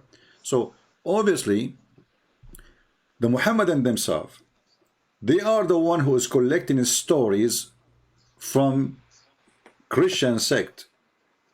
Otherwise, they have no information themselves. If they do, show us the book which they have in their hand, which is opposing our book. If you go in the Quran, you will see the Quran saying, مُصَدِّقًا لِمَا مَعَهُمْ. Allah says in the Quran, He agreed with, He confirmed what is with them. yes. Okay, I know so, the story. all right, so if Allah agreed, confirm what is with us 600 years after Jesus. Well, the books we have today goes way beyond 600 Yes, years. that's also. I asked Imam by us, and he said in this time, it wasn't falsified. But then I Okay, also that's looked to wonderful. videos. My friend. Wait. Okay. What? If he said to you at that time it was not falsified, Yes. But that's mean then we I have it. watched the video. What? That's mean we have it at that time was not falsified. So the Muslim should have it. Yes, because also the Quran says, the Christians say that the Messiah is the same like Allah, right? Yes, then it doesn't make sense really. Yeah, at that time, the Christian, they say that the Messiah is Allah. This is the Quran way of expression, but the Christian, they don't say the Messiah is Allah. The Christian, they say the Messiah is God, right? So the stupid Quran proved them to be liars because either confirm what is with us, and what with us is saying that the Messiah is God. What happened that Muhammad is a hypocrite man? When he sit with the Jews, he's a Jew. When he sit with the Christian, he's a Christian. When he sit with the Sabian, he's a Sabian. When he sit with the Mushrikeen, the one who worship the three words of Allah, he worshipped them with them, same as satanic verses. So the fraud Muhammad, he changed his skin color like a lizard, depend in the background. Wherever he go, he is one of them, just to earn support and to agree that he is a prophet. This is why in the Quran, Muhammad, he says those who they are Jews and those who they are a Christian and those who they are Sabian, they will go to heaven and they have no fear. How the Sabian who worship stars, they became saved? That's impossible. You see, I can let go of the Christian and the Jews, right? But the Sabian, how he insert the Sabian there? Sabian at the time of Muhammad was the most well-known religion ever. It's way older than Christianity. Even the Pharaoh, he was a Sabian. Even the Egyptian, they used to be Sabian. Even Yemen used to be Sabian. The temple of the moon god in Yemen is built by the Sabian. This is why the Sabian, if you go to the book, it's called Kenza Rabba, you will find that the Sabian, they claim that Adonai, the God of the Jews, he is the devil. Why? Because Adonai, he ordered the Jews to do circumcision. So how Muhammad, he agreed that the one who say that the God of the Jews is the devil because of circumcision, how he agreed that those will go to heaven? I know what you mean. Those are enemies, the Jews, and the Sabian, they hate the Jews too for the other reason, because they believe that Adonai, which is the devil supposedly, the God of the Jews, is so evil, and he is the one who destroyed the kingdom of their great leader, the Pharaoh. So they believe that the Pharaoh and the people of Egypt, they used to be Sabian, and Adonai, the God of the Jews, he sent a flood and he killed the Pharaoh, and this is why they hate the Jews too. Okay, he never heard this. Well, stay with us, my friend, and you will learn always. This is what we do here. So my friend, still I'm asking you, what is making you stop? Don't you want to celebrate Christmas with the Christ this year?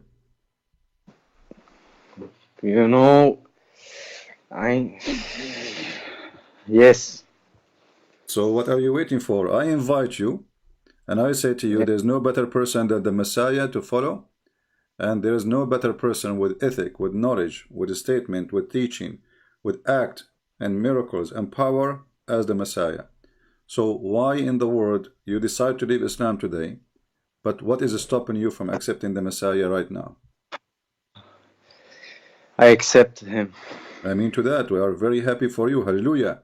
So today we have our friend here, I'm not going to mention your name, our friend here from Germany. He is going to celebrate the joy of a Christmas with his family. He's back home to his parents as a Christian person. And I want you, from now on, my friend, to be vigilant, not to let those Abdul. I mean, how in the world, my friend, such a stupid religion, they can deceive you?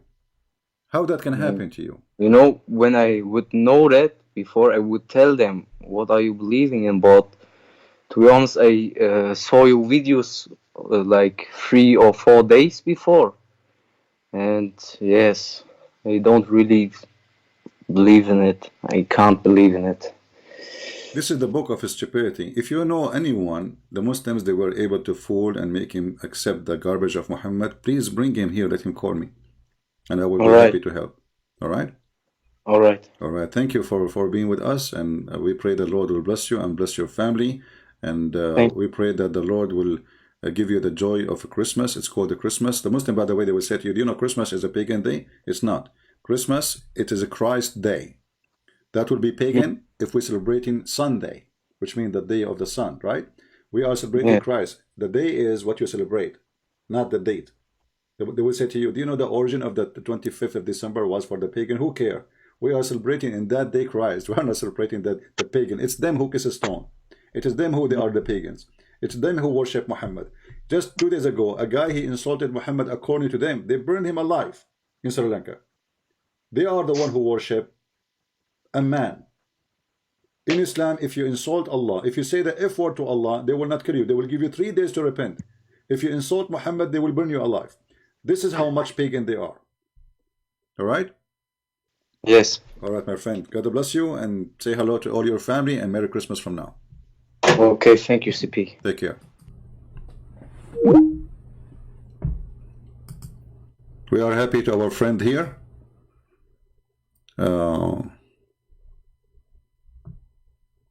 Okay, we have a Muslim. He's trying to call us. Let's see.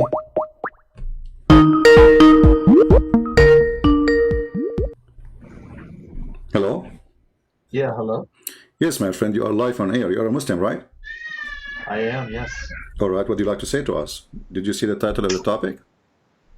Yeah, I did. Let me see. Muhammad,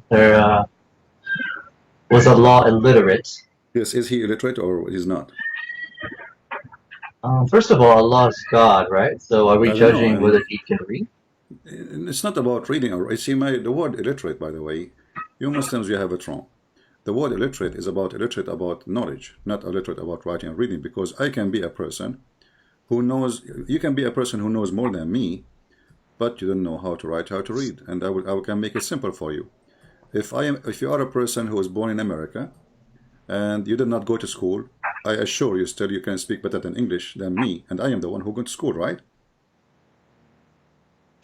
Yeah, and? Okay, so illiteracy have many sides and many ways. But the Quran never said that Muhammad is illiterate as a person who do not know how to write, how to read. There's a single verse saying that? No, there doesn't have to be a verse saying that. I mean, it's just actually, sort there of is. There is. Actual. But it doesn't say he did not know how to write, how to read. It says he is ummi, which means from the Gomai, which means people who do not know the book. If you go to the Quran, chapter 2, verse number 78, it says, and there among them illiterates who know not the book. So the Quran gives you definition that the one who do not know the book of God, they are illiterate. This is not about writing and reading. So like, I hear what you're saying, but how does this help? How does this even question help a human being decide whether or not, like, whether the Quran or the Bible is a source of truth? I don't know what's please, I let you talk, but let me please talk. So, as human beings, what's your name? What I would AJ. AJ, okay. Yes. So let me just make my point real quick. So the questions you ask here, I guess as an audience listening and as humans just going about our lives, we all just want to know, like, what is the truth? What is the message? What is the way of life that we should live? And so you have this debate about, you know, Quran, the Torah, the Bible, or Hinduism or all these religions out there. Why do we even need a religion? And I guess the topics that we're discussing here, does it get to the point of sort of like analyzing or breaking these things down? And that's where like I want to ask, what is your with your topic here, was Allah illiterate? I'm not sure like why that question is important to us. Okay. So, yeah. Okay, illiteracy here for me is about ignorance. So if God is ignorant, that means he is not God. Do I agree? Yeah, I agree. All right. So is it an ignorance act to say that the sun but CP, wait. set in a murky water? No, wait. Okay, so you made a good point. If something is ignorant, if something is, doesn't make sense, then No, God not is. about make sense. No, I'm not saying about make sense. Don't take my, let me repeat again. I'm not saying it doesn't make sense, because I will tell you something. Jesus is born of a virgin. Scientifically, that does not make sense. Correct? Correct, yeah. Okay. But we believe that God is capable of everything. Nothing is impossible with God, right? Correct, yeah. Okay. No. So it makes sense for the one who believes. It doesn't make sense for the one who's an atheist. Do you agree? Right, yeah. So this is not really our topic. What we are talking about here, that this God, either he know or he do not know. So when I claim that I know, and then I turn to be that I do not know, that means I am not God. But if that's the logic you're saying, then we wouldn't be Christians, Judaism. We wouldn't believe any of that because it doesn't make sense. So no. You see, when your God here speak about what is it is like easy thing to discover it's true or not. As an example, was the sperm the one? Yeah, I actually have studied that scientifically, and it doesn't say sperm itself. The verse is about the fluids and what makes up the fluids that are ejaculated. No.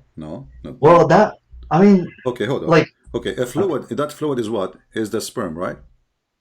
It consists of that, but not a very small percentage of it. Read carefully with me. If you go to the Quran, you will see that the nutfa is the semen, is millions of semen, and this your Muslim translation saying a sperm.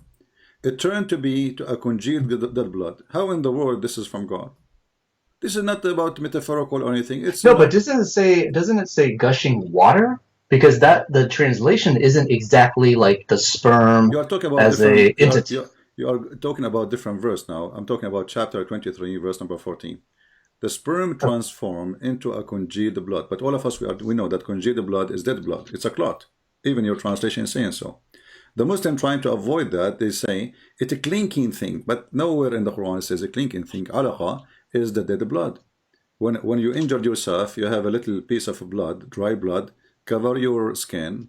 As are we talking about sperm or blood? I'm confused. It is a sperm. According to the Quran, the sperm will become a dead blood, and then the dead blood became a lump. Where is it?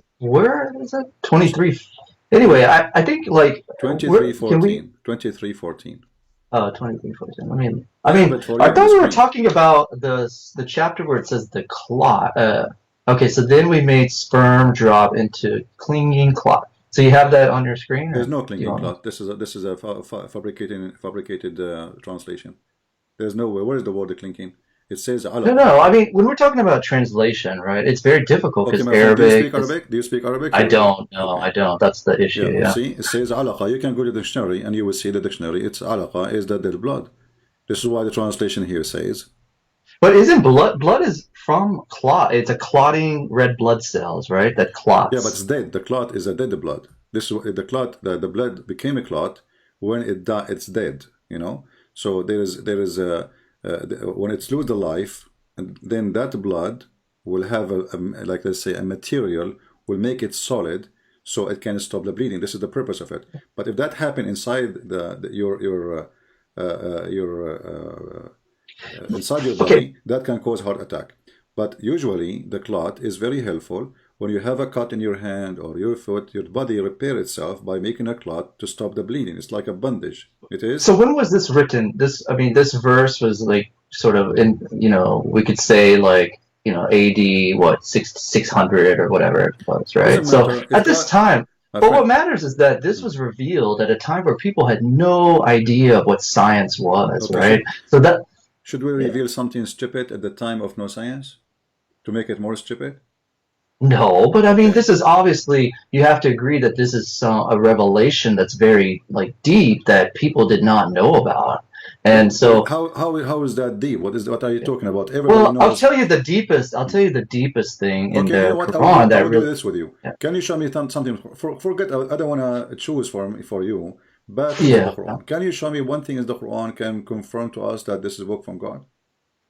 Oh, one thing that could confirm. Well, I think like first of all, like a lot of it is based on sort of the feeling, right? Like, why would Christians say that? Like, why do Christians believe that the Bible is true? Well, they put emotions to it. They, read it and it makes them feel better. So they believe it's true. So the Muslims, feel the same way. And one thing about Islam that I know personally is during Ramadan, we feel that the Iblis or the devil is chained at that time, meaning the devil does not influence us as much. The voices are kind of gone. During non-Ramadan times, we know that the devil exists because sometimes we hear those voices say, do something this, do something wrong, steal that money that's sitting on the table. But then we don't act on it if we're, if we want to believe. So those are the reasons why sort of I think that month,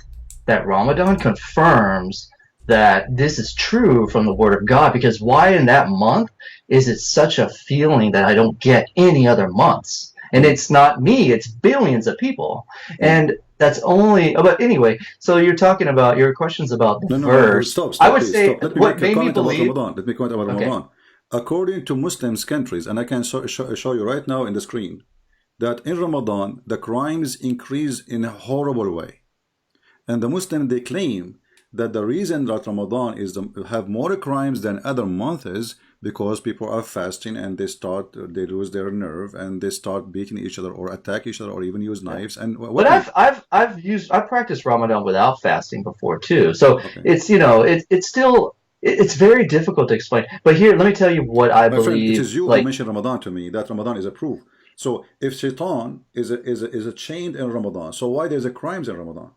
Who is the one that's because the people decide to go ahead and do it. That's up to everybody's free will. Shaitan is a chain, right? Well, the Shaitan is meaning chain, meaning who is the one? That means the people. The people do it. The people, right? Okay, so now we blame the people. We don't blame the Shaitan no more. So Shaitan. No. In the end, no, CP. In the end, we are accountable for what we do. That we can't blame the devil for doing something. What the devil does is encourages people to do something wrong. I mean, it's in every. Like in other religions too. You made a good point. So when a human being he commits sin, is he doing the sin or it is the evil one making him do sin? It starts with someone, the devil or Shaitan, a voice that says do wrong, and even though we don't intentionally want to do harm, we make the mistake. So it's two things. Let us make it simple. The first one who did wrong, who is the one who made him do wrong, Shaitan or Allah? Wait, why Allah is just the creator of the Shaitan and the creator of I'm asking a question, you can answer me, my friend. Who is the first one who taught Adam to do wrong? Shaitan or Allah? Well, I think it's when you mean who taught to do wrong, it's the Shaitan. The Shaitan put the voice to go against what is right. All right. Which means that's a sin. My friend, you just said, everybody heard you. Shaitan is the one who did that. Why you are saying Shaitan? What if it's Allah? Well, I mean, how? Like, what if it's a ghost? I mean, why would you say what if it's Allah? That doesn't make sense, man. Doesn't make sense. Let's be real. Exactly. Yeah, like what? Like, how would you say what if? What if it's this? What if it's that? That's, you can't just keep saying what if. I'm not saying what if. I have a proof. Just wait, my friend. I'm having a conversation. Okay. In the Quran, chapter 20, it says that Shaitan is the one who whispered into Adam. Do you agree with that? Yeah, just like it whispers into us. Okay. Right? Like people. Yes. If we go to your prophet, we will find that the one who made Adam commit sin, it was Allah. Here we go. According to your prophet, Adam, he was just a victim of Allah's plan. So Shaitan, he was whispering because Allah ordered Shaitan to whisper to Adam. Read for me. I will put it for you. Of course, no, it's true. Allah is the one that created. If God, the creator, didn't want the shaitan to exist, it wouldn't exist. But it's here for a reason. This is not the question, my friends. Focus with me. The question is, who is the one who made Adam commit sin? Is it shaitan or Allah? You said to me shaitan, correct? It's the shaitan put the voice, and Adam was the one that committed the sin. But this is another question. Focus with me. Is it focus? I want you to focus with me with two things. I am, but Adam, does he have free will? Or Allah? Who is the one who made Adam do the sin? Focus with me, please. Don't put Adam in the middle now. But can you explain what made? What do you mean by made the person? How does make? He forced him to do it. He what? Forces? He forced him to do it. Who forced Adam to do sin? Shaitan or Allah? So, okay, look, if I make a sin, let's forget about Adam. If I make a sin, who forces me to make the sin? Allah. Really? Name for me a sin of your choice. Name for me a sin. But what is Allah God, right? You have to agree. Allah means God. It's the same word. My friend, okay, is AJ. Is adultery is a sin?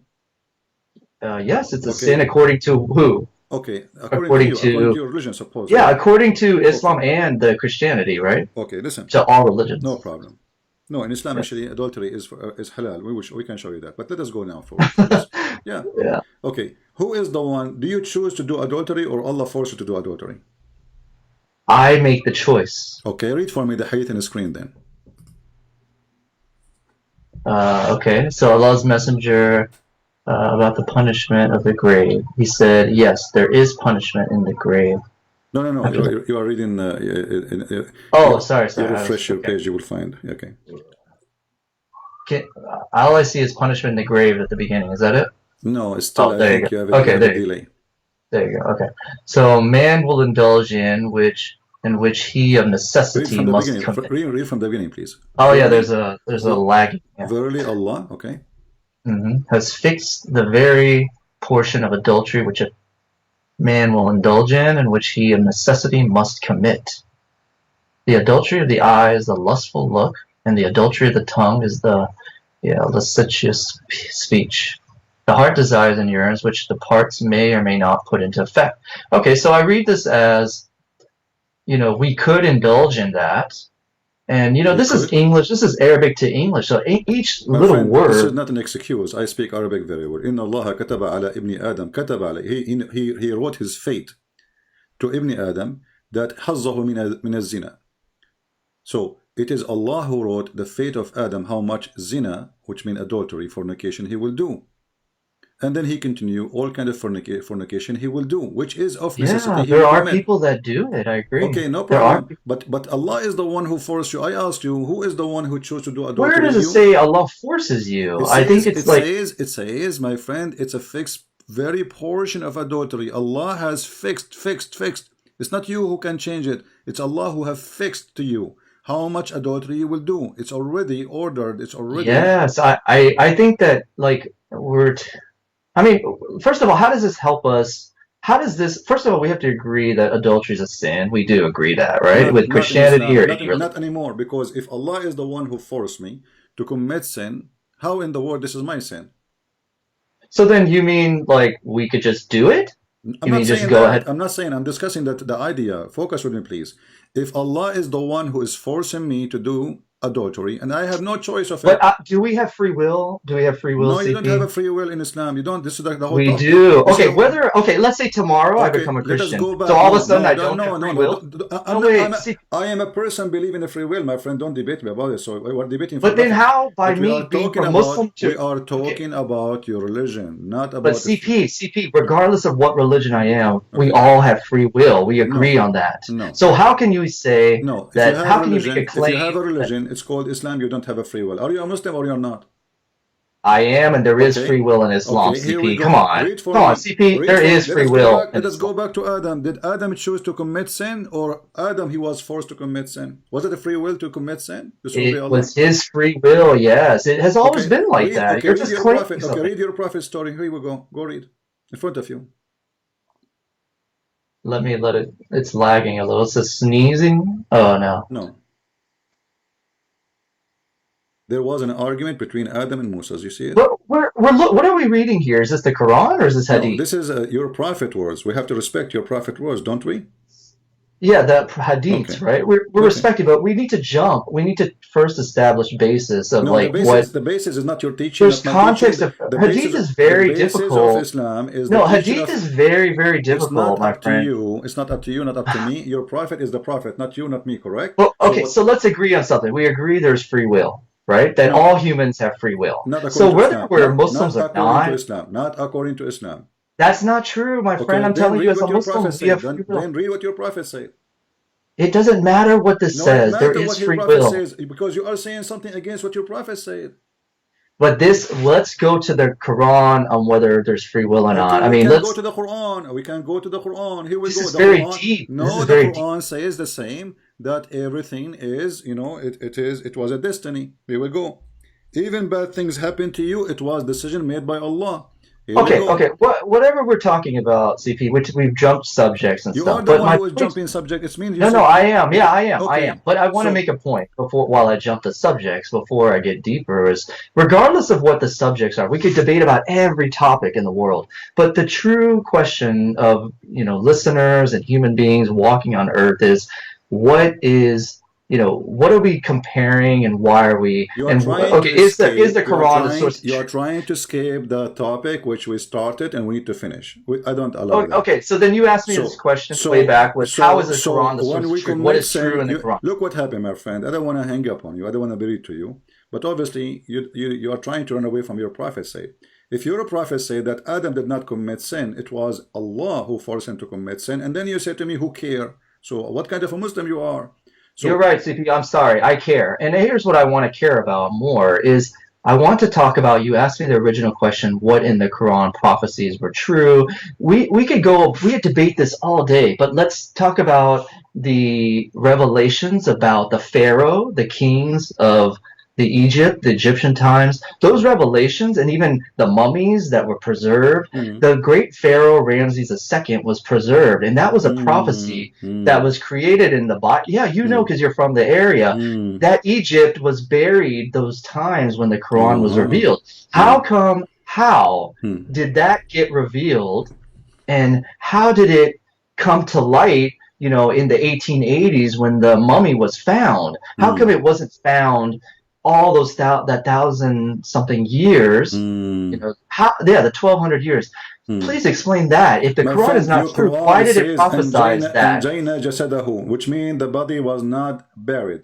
So you just did beat your Quran. Because according to them, this is discovery of a body which is buried. But according to Quran, the body never buried, and it was always exposed. So this is a stupid statement of the Quran. Secondly, wait, it was always exposed? It was inside of a buried, like according to in the tomb. According to your Quran, the body was not buried. No, not buried. Yes, it wasn't buried. It was preserved. Okay, right? No. It says, but it was buried under sand, and excavators the body of the Pharaoh not preserved by Allah. Those people, they make mummy, and the mummy simply they take they take what is inside the body and they add their own liquid to preserve it. So it's not Allah who preserved that mummy you are talking about. Is it Allah who made the surgery for the guy take his belly and his stomach off? No. It wasn't. Okay. I'm not claiming that. So this is what you say. Secondly, your God is an ignorant God. He said, Pharaoh. So your God, he thinks that Pharaoh, his name is Pharaoh, but this is not his name. If we type the word Al in the Quran, we will find many verses in the Quran speaking about Al Musa's. If we ask you what Al Musa's mean, you will say there was one Pharaoh for that. No, there's many pharaohs. That is an ignorant statement, my friend. There's many pharaohs. Pharaoh is a title of the king at that time. Any king, he became. That's not true. He became the king. Yes. There's a king. There's a king, and there's Pharaoh. There's one Pharaoh. Any king. You can go and search right now in Google. You will find any king. I have done. No, you did not. You are reading Muslim articles. They are funny. So he says, Al Pharaoh. the family of Pharaoh. He's a person for Muhammad. His name is Pharaoh. Alu Musa's. There's a person. His name is Musa's. Alu Ibrahim. There's a person. His name is Ibrahim. So Alu Yaqub. Alu Israel. So all of them, those are Alu, which mean Al is a word we add before the name of individual. Alu Yaqub. So you're a prophet. He claimed that Pharaoh is a name of the king when this is not a name. Okay. I mean, so Alu Lut, Alu Lut, Alu Musa, Alu Ibrahim, Alu Yaqub, Alu Fir'aun, Alu Dawood, yeah. Alu Dawood. See, the But Pharaoh was the only title. Pharaoh was the only title given to. It's not a title. Al Dawood. Dawood is not a title. Your own people on the chat says it's a title. So the Pharaoh is a title. The Pharaoh is a title, but in the Quran it's a name. In the Quran, the silly one who wrote the Quran, he thinks that the Pharaoh is a name of the person. So Alu Dawood, Dawood is not a title, is a name of a person. His name is Dawood, correct? So when we say Alu Dawood, we are saying the family of David. You can read the translation, chapter 34, verse number 13. When we say Alu Musa's, Alu Lut, this is the family of Lut. Lut is a person. His name is Lut. Alu Yaqub, the family of Jacob. This is a person. His name is Jacob. So Al is a word is added before an individual name. So when the Quran says Alu Pharaoh, the Quran claiming that Pharaoh, his name is Pharaoh. And that is a very big error. well, I mean, like, the thing is, it's all in the Rosetta Stone. It's all been. This one did not work for you. Give me something else, just to show you that Allah is ignorant. No. Look, I'm not trying to win anything here. It's like, not about winning. I listen to what you say. We are having a nice conversation, me and you. Yeah, we are. So, but like, the evidence is not just from me. This is we can debate this and we can have a civilized conversation. You just seem to put everything down, and you seem to just like say words. I put it down with the proof. I'm not making a speech. I just. But there's no proof here. You took 2 minutes on proof. Is a word you add before an individual name. Read with me the Quran. I'm showing you verses one after one, and you say to me, "There's no proof." Here we go. CP, how are your audience? How is your audience agreeing with? How does your audience? CP, please, respectfully, I listen to you. Forget please about listen. my audience, please. Me and you are talking. No, but your audience is the one just following you and chatting, and they don't really understand that every time you bring the Arabic word, not one of your audience members knows Arabic. You don't know Arabic too. I know, I don't either, but I'm not claiming to know it. I'm not claiming. So how you follow a book? It have to be in Arabic, and you do not know Arabic. Do you pray to Allah in English? Because there are scholars, there are real scholars that are out there that explain. Okay, I want to do something. I have an offer for you. Can you call a sheikh right now who speak Arabic to talk to me, and you just join us? I wish I could, but I don't know everyone's schedule. Can you schedule a sheikh? That's what I would love, CP. I really respect you. I respect that you have a lot of followers, but I would love to see you debate someone that's a scholarly Muslim. I've never seen that, and I really want that because I am on the fence of whether I should be Christian or Muslim, and I need the Christians to stand up and defend their Bible, and I need them to refute the Quran without calling names, without putting it down, but show evidence against. And I don't see that on YouTube. I also don't see I don't see any new reverts from atheism to Christianity that even can explain just like the reverts that Muslims are. There are millions of reverts on YouTube that defend Islam and can defend it, feel good about it, and know what they're talking about. And there are many scholars and they're debaters. The people at EF Dawah, they are really defending Islam. Let me finish, CP, please. In EF Dawah, they're defending Islam, and they're doing a good job. But I don't hear you defending the Bible. I don't. Give me the name. Who is the person who defends Islam? There are so many. There's EF Dawah. Did you say Ali Dawah? Okay, there's a good one in San Diego. Do you know who I'm talking about? This guy is an idiot. This guy, he said that your prophet, he never been Abrahamic. He said your prophet was always pagan. He said he is not from Abrahamic faith. What's his name? Sheikh. This guy, he will never dare to debate me. But he sounds really true. Okay, let us see if he sounds true. He said that Maria, He said Maria, the prophet, he honored her, he freed her, and then he married her. And then if we check Islamic books, we will find that he never freed her, he never honored her, and he never married her. He is a scam. Who? This guy, Sheikh Uthman, he said that. And then he said that Muhammad he was not from the Abrahamic faith, and that destroyed all of Islam. So the guy you call him good is an idiot. And no, but okay, like, why? Hold on. Why don't okay. call him right now? Why don't call him right now? Let him between with me. You will see he's a chicken. This guy don't. But you would have thousands of viewers if doesn't you matter how many thousand. You Muslims support any idiot. I can prove it to you easy. Here we go. He just said Muhammad is not from the Abrahamic faith, so he was for 40 years a pagan worship in Blackstone. How you accept as an insult to your prophet? I'm not saying he's right and you're wrong. CP, I'm not saying that he's right. Hijab is making fun of your prophet about suckle him. Go and see how many videos he made about suckling for breastfeeding for adults. This is the verse from the Quran. And not only that, he denied that Allah has. But how does this help me? CP, I listen to you. But how does this help me? How does this help me in my life? Mention them, not me. So the question will go to you. How does helping you mentioning those idiots to help you? It's not me who. If I said what you said about every Christian or Jew or any other religion, or even Muslim. We have a proof of what they say. We have a proof of what they say. It's in the video. So they said your prophet never was Abrahamic, and he is not of the Abrahamic faith. Please let me finish my point. If I did what you just did about putting people down for one thing they did and ruin the whole religion for that, then the Christian religion. I'm not putting people down. It is you who mentioned that they are the one who do good work defending Islam. It's you who mentioned their names. So now I'm getting you. I don't want to say get you busted. I'm saying I'm getting them busted because they are not making good defense. Muslims are leaving Islam, and you say there's 1 million people they left Islam. According to Al Jazeera TV, 16,000 Muslims leave Islam a day, not a year. Even Mimi Hijab, after his debate with David Wood, he made a video asking for donations. Says, guys, do you know that 176,000 left Islam last year? Do you know that we are the only one who can defend Islam? So you are talking to me something, and they are saying something. Look, there are leavers. CP, there are people leaving all faiths. There are people joining a lot of faiths. I agree. But I guess when it comes to a second ago, before you called me, a person from Germany, he called and he left Islam and he became a Christian. But CP, listen, I'm talking about me. I'm telling you, like, okay, of course, I'm open. I'm open-minded. Let's go back to zero. What is the proof that Muhammad is a prophet? The proof is that there are, there's these accounts that where's their proof that Jesus, peace be upon him, was a prophet? I don't need to prove it to you because you are a Muslim. See, I don't need to prove it to you. You're telling me that, but you want me to prove it to you. Because you are a Muslim and already you believe that Jesus is a prophet. So it's a hypocrisy to say to me, what is the proof? It looked like we are killing just because of do you believe that Jesus is a prophet or not? I do, yes. So why are you asking me to prove it? Well, why are you asking me to prove that Muhammad is a prophet? I don't believe in it.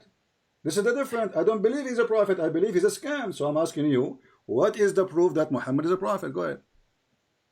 So I can't say 100% because you don't know anything. We don't know. But based on the sort of the practices of life and what was taught has a lot of value to billions and billions and billions of people. What? Number one. Like what? Like what? Yeah.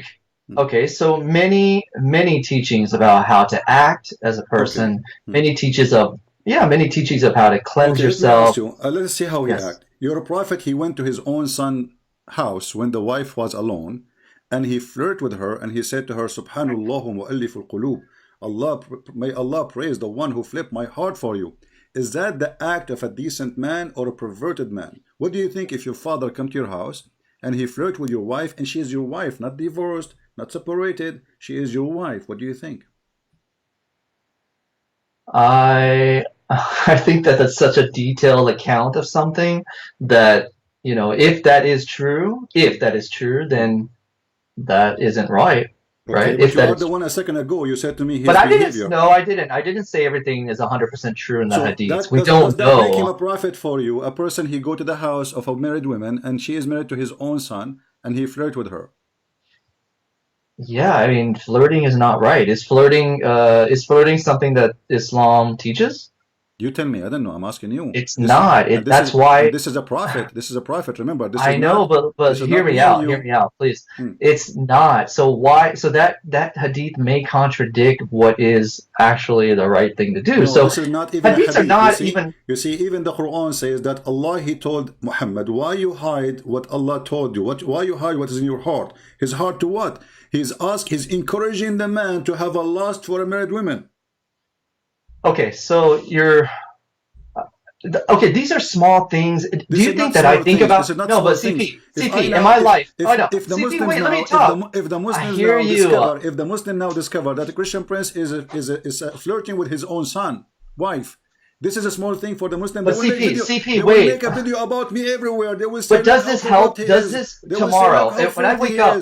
So now you are being hypocrite. What kind of God? No, CP. When I want to make this point. Whatever point you're trying to make, that's like very provocative discussion here. I just want to say this. Today, after I leave this call, am I gonna, for once, think about these small little things about the religion? I focus on the large picture. What is the large picture? The large picture is the large picture that you can do muta. The large pictures you can attack the Romans so you can get the blonde girls. The large picture that there's a God, He promised you endless penis. What kind of a prophet He promised that? The large picture. See, those are things to make fun of the people that are listening.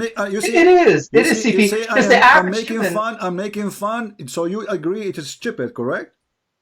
CP, what I'm saying is I agree. Yeah, I agree. What we're talking about is stupid. Yes. What is the purpose of God promising you women with big boobs? But CP, this is not something that's on the mind of a human being right now. It's not. Only maybe you, but we're not. In the mind of a human being. It is the mind. This is not right now in the mind. It is the mind of God. A God, He promised you women with big boobs. CP, the average person doesn't care about this stuff. The average person cares about. What do I do in my life? Prove it. It's true. And what do I do when I die? What's going to happen when I die? If the average person don't care for big boobs, so why Allah not being less than average person? These are topics that are very provocative. Like people love to hear about this, listen to it. But this is not important to me. If your God Allah is not an idiot, He is not an ignorant, He is not illiterate. What kind of a promising you, and you are claiming to be educated, and you are smart, and you are not the average person? Don't care about this. You said that already. So why God? He's God. He is not lowest than average person. This is for a person. This is something you say for somebody you want to masturbate, for somebody getting horny, for somebody thinking about women to have sex. But this is God, and this God saying to you, if you are a person who want to believe me, look, I'm going to give you big boobs. But this is not, like, you think it's funny talking about boobs and horny and all that. I don't find that anything interesting. Because it does the question by saying things have nothing to do with the topic. Do you think it's funny? You tell me. Is it funny or not? I tell you what I think, if you let me answer. CP, I think that, respectfully, it's not the most important debate about life right now. I keep asking you, what is the proof that Muhammad is a prophet? And you bring me a point. I get you busted, and then you change the topic. What is the proof that God exists, CP? You tell me. What's the proof that God exists? What is the purpose of Islam? The purpose? Oh, that's a very good question. I'm glad you're asking. Go ahead. Okay. The purpose of Islam is that it's a way of life, and that it has like what? Like what? You go to your house, the house of your son, and you flirt with her? No, we're not thinking about that. No, hold on. Are you saying to me that Muhammad was not living the life of Islam?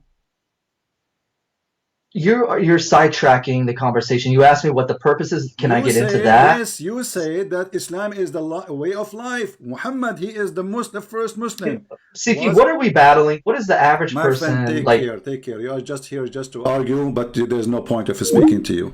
It's just a waste of time. When you say to me Islam is the way of life, and then we find that Muhammad, he go to the wife of his own son and he flirt with her. That is the way of life in Islam. This is why no Muslim trusts a Muslim to enter his house. No Muslim even trusts his father to get along with his wife. Because they have the best man. He was a cheater. He was a fraud. The best man was a child molester. He go after a 6-year-old girl. So when you say to me Islam is the way of life, I see Islam is the way of death. If Muhammad himself cannot keep up with the way you keep it, you claim it is good.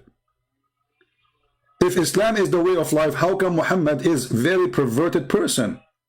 And each time I show you something, you change the topic in the speed of light. What this have to do with this? What this will prove to you? What this would? And he is the one who mentioned them. We got them busted, and then he changed the topic. How Islam is the way of life? Is it way of life if I divorce my wife, she have to screw somebody else? So in order to come back to me? Is that a way of life? So the guy, he divorced his wife, and then she cannot come back to him unless she go and sleep with a different person? This is a way of life, or this is a way of effing life?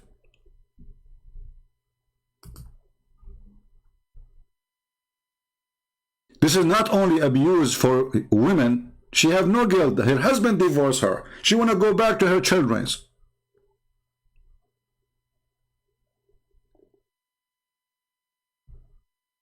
How in the world this is a way of life? Is it a way of life to have sex with the children's?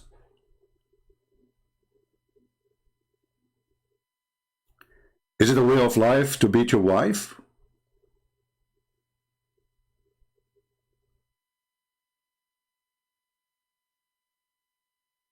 Islam is wonderful as long as it's just a speech. The second you question the speech, Islam collapses.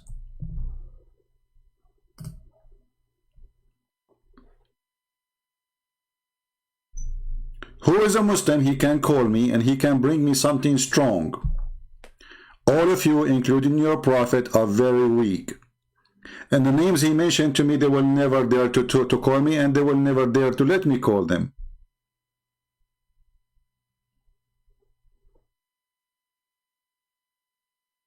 Your prophet, he used to piss in the road. Is that a way of life? Grabbing your penis in front of the children and women passing by? Your prophet, he chased men, asking them, who will you marry? Did you marry a widow or you marry a baby child? Your prophet is tempting men to be perverted, to go after children, not to marry a woman, grown women. Is it a way of life that if we kill some Christian and Jews and Hindus and Buddhists and atheists, we go to heaven?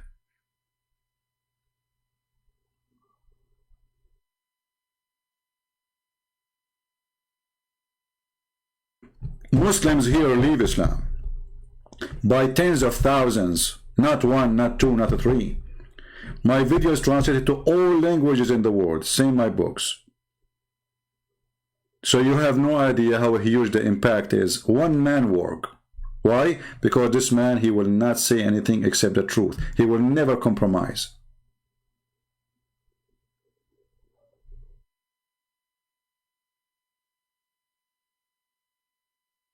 Even your stupid Quran says that Allah, he took what shaitan he threw in the Quran. Have you ever heard of a God make such a statement that he will take off from his Quran the satanic verses?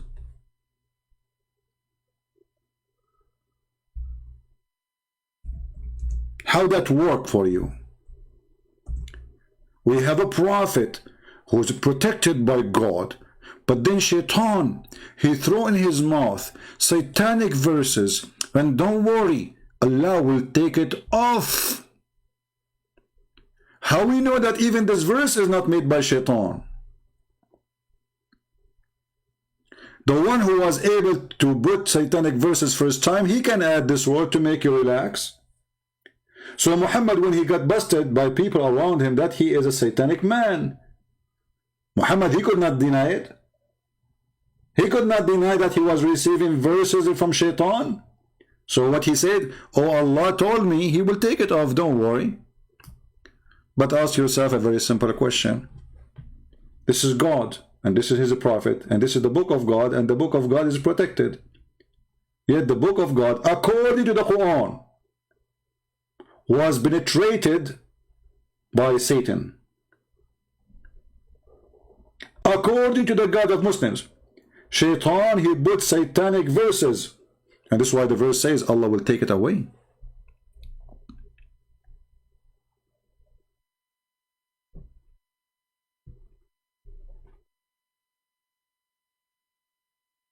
This is religion. And then we find out later that Muhammad, he received not only revelation from shaitan, even Muhammad, he received command from shaitan. And this is why we see Muhammad is stupid. Look at the way of life. Okay, don't sneeze please, because Allah loves those who sneeze, and don't yawn, because if you yawn, shaitan will jump in your mouth. This way of life. So now every Muslim here is worried about shaitan, doing things when he is yawning. Shaitan urinate in your ears, shaitan sleep in your nose, shaitan around himself around your penis if you don't say the prayer. Shaitan, he fart. This is the way of life. Islam is a superstition, stupid cult. There's no way God will say such a stupid thing. Who is the one who told Muhammad that Allah loves those who sneeze? Who is the one who told Muhammad that Allah, he hate those who yawn? Who is the one who told Muhammad that shaitan jump inside your mouth and he laugh from inside your mouth? Is that from God? Or this is illiterate God talking, Aka Muhammad? Imagine if Jesus is standing in Jerusalem saying, don't yawn, for shaitan jump in your mouth. This is God teaching? What about shaitan taking hair from your anus when you pray? And he will never stop until you fart. What about shaitan doing your wife with you because you forgot to say a certain prayer? Allahumma jannibna shaitana wa jannib shaitana ma razaqtana. Based on this, Muhammad himself is a son of shaitan because his father did not say that prayer.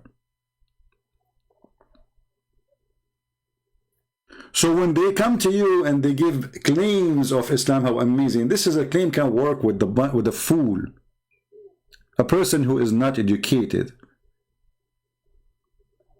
And we are here to kill foolishness, not to kill Muslims. We are here, we don't hate the Muslims. We are here to kill the foolishness of the Muslims and non-Muslims. And here we go, I'm here challenging every single Muslim to call and prove me wrong. As you see, they keep running from corner to corner to corner. They don't want to talk about it. We show him that his prophet says clearly that destiny is Islam. Even the sin you commit for fornication, it is Allah's decision. Even Adam, he commit no sin. Allah forced him to do sin. It was a plan. How that can be God? How that can be religion? How that even can fix families when you say beat your wife? And then they will say to you, beat her lightly. What a big fat lie. Secondly, are you beating her as a punishment or tickling her? They say to you, we beat her by the miswak, but the miswak is a long route. It's not the small thing they show you today, because it became expensive. It became a commercial product. Miswak is a tree roots and branches. They are long, very flexible. They beat the camel with it.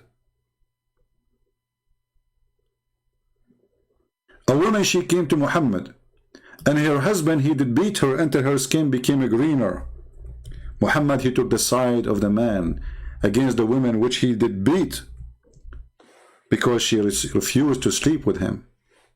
Muhammad encouraged rape. He taught her, if you think that you can go to your previous husband, you need to know that you cannot go back to your previous husband unless this guy F you. And not only that, he said to her, unless he tastes your orgasm and you taste his orgasm. What kind of a prophet this prophet is? The woman, she don't want the guy. A woman, she don't want me. Why I want to force her to sleep with me? It's an insult to the man to force a woman to sleep with him, because if this woman, she don't want you and you force her, that means you are stupid, you are a donkey, and this is how bad you are, to the point she don't want you.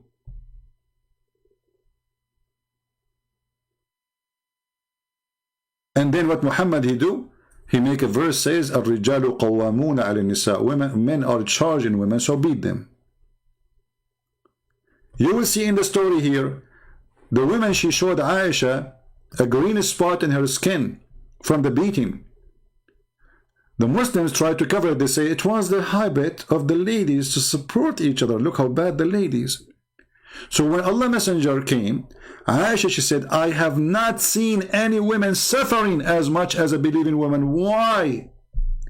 You just told us this is the way of life. Why women are suffering in the time of Muhammad? Muslim women, a believing women. So did Islam bring a solution or suffering for families and women? Obviously suffering. And the one who witnessed for it is first hand the wife of Muhammad. I never saw, I have not seen any women suffering as much as believing women. This is the way of life. And what kind of family I'm going to create if I beat my wife? How much she will hate me inside her heart. How evil it is, just because you are a male, you take advantage of the one weaker than you in strength. A person who is noble, he will do the opposite. He protect the weak. He don't defeat them. A man who have honor, he will not beat a woman. He will protect a woman. And if you don't like her, divorce her. In Islam, divorce is so easy. It's just one word.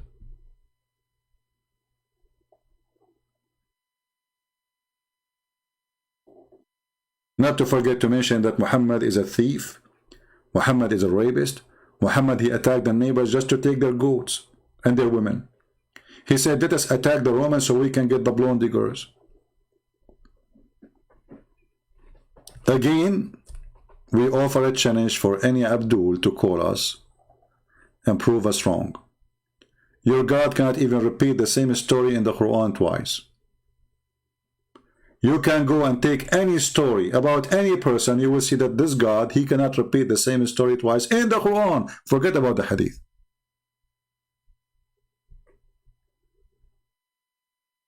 This God even don't remember which one he created first, the mountains or the stars. In one chapter it is the stars, in the other chapters it is the mountains and the earth.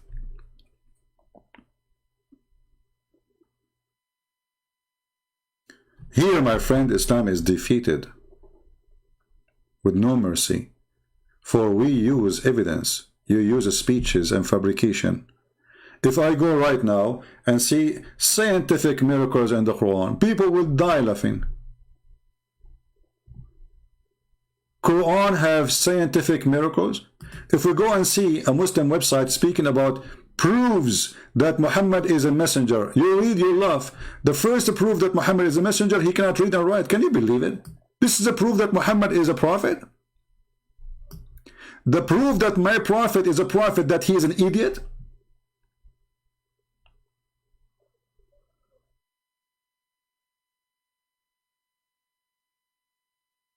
The proof that Muhammad is a prophet, he did not want to become a prophet. Since when? How is that? Muhammad don't want to become, please don't make me a prophet, please don't make me a prophet. What are you talking about?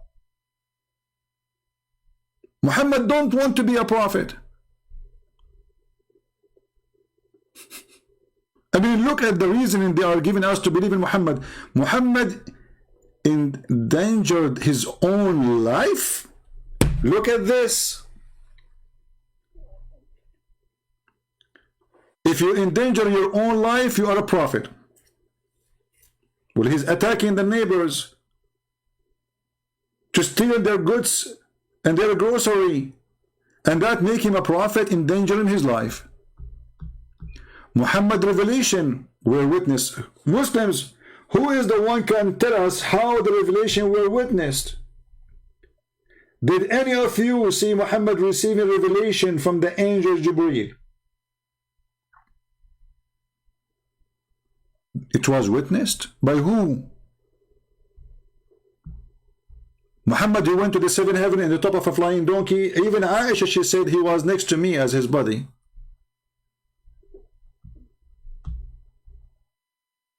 Muhammad, he had a clearer path to power by bloodshed. Muhammad, he came in a perfect time where the Roman, they were destroyed, and the Persian destroyed, fighting each other for 300 years. So nobody stopped him.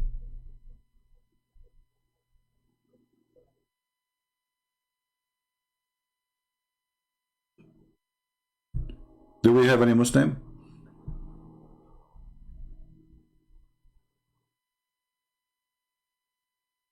Exactly. What his name? What you're looking at? If you go in the Quran, we mentioned this yesterday, right? The Quran in chapter 2, verse number 6 says that those who they are opposing Muhammad, they will never believe in Islam, and later all of them became Muslims. What kind of a prophet? His prophecies turned to be false in his lifetime, not a century after. You warn them, you don't warn them, they will not believe. Speaking about who? The people of Quraysh.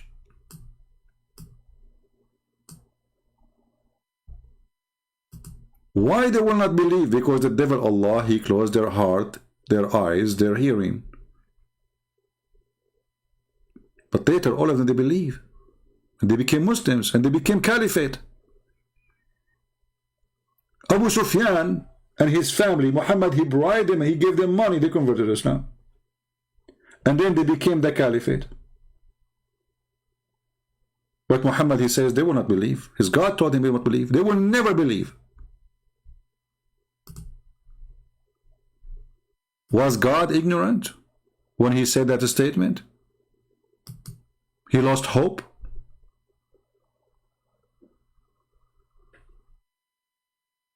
Do we have any Muslim here? My friend, we don't want to say that you are a waste of time, AJ, but you notice you can watch the video again when we finish. You will see you are jumping from place to a place. You know what? I'm going to give you one more call to give you opportunity to prove to us Islam from God. Is that fair, guys? But you promise me, not each time I show you that you say to me, what this will do to you? That will do to me, I'm showing you proofs. When I show you that your prophet, he make it clear that Adam commits sin not by his choice. It was Allah who forced him to commit sin. When I show you that your adultery, even your adultery, is not a choice you made. So you don't tell me what that will do to you.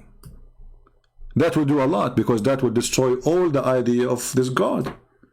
Because we go to hell, why? Because we are disobeying God. We go to heaven, why? Because we disobey God. And then we find that we are, none of us disobeying God. It was a destiny. All right.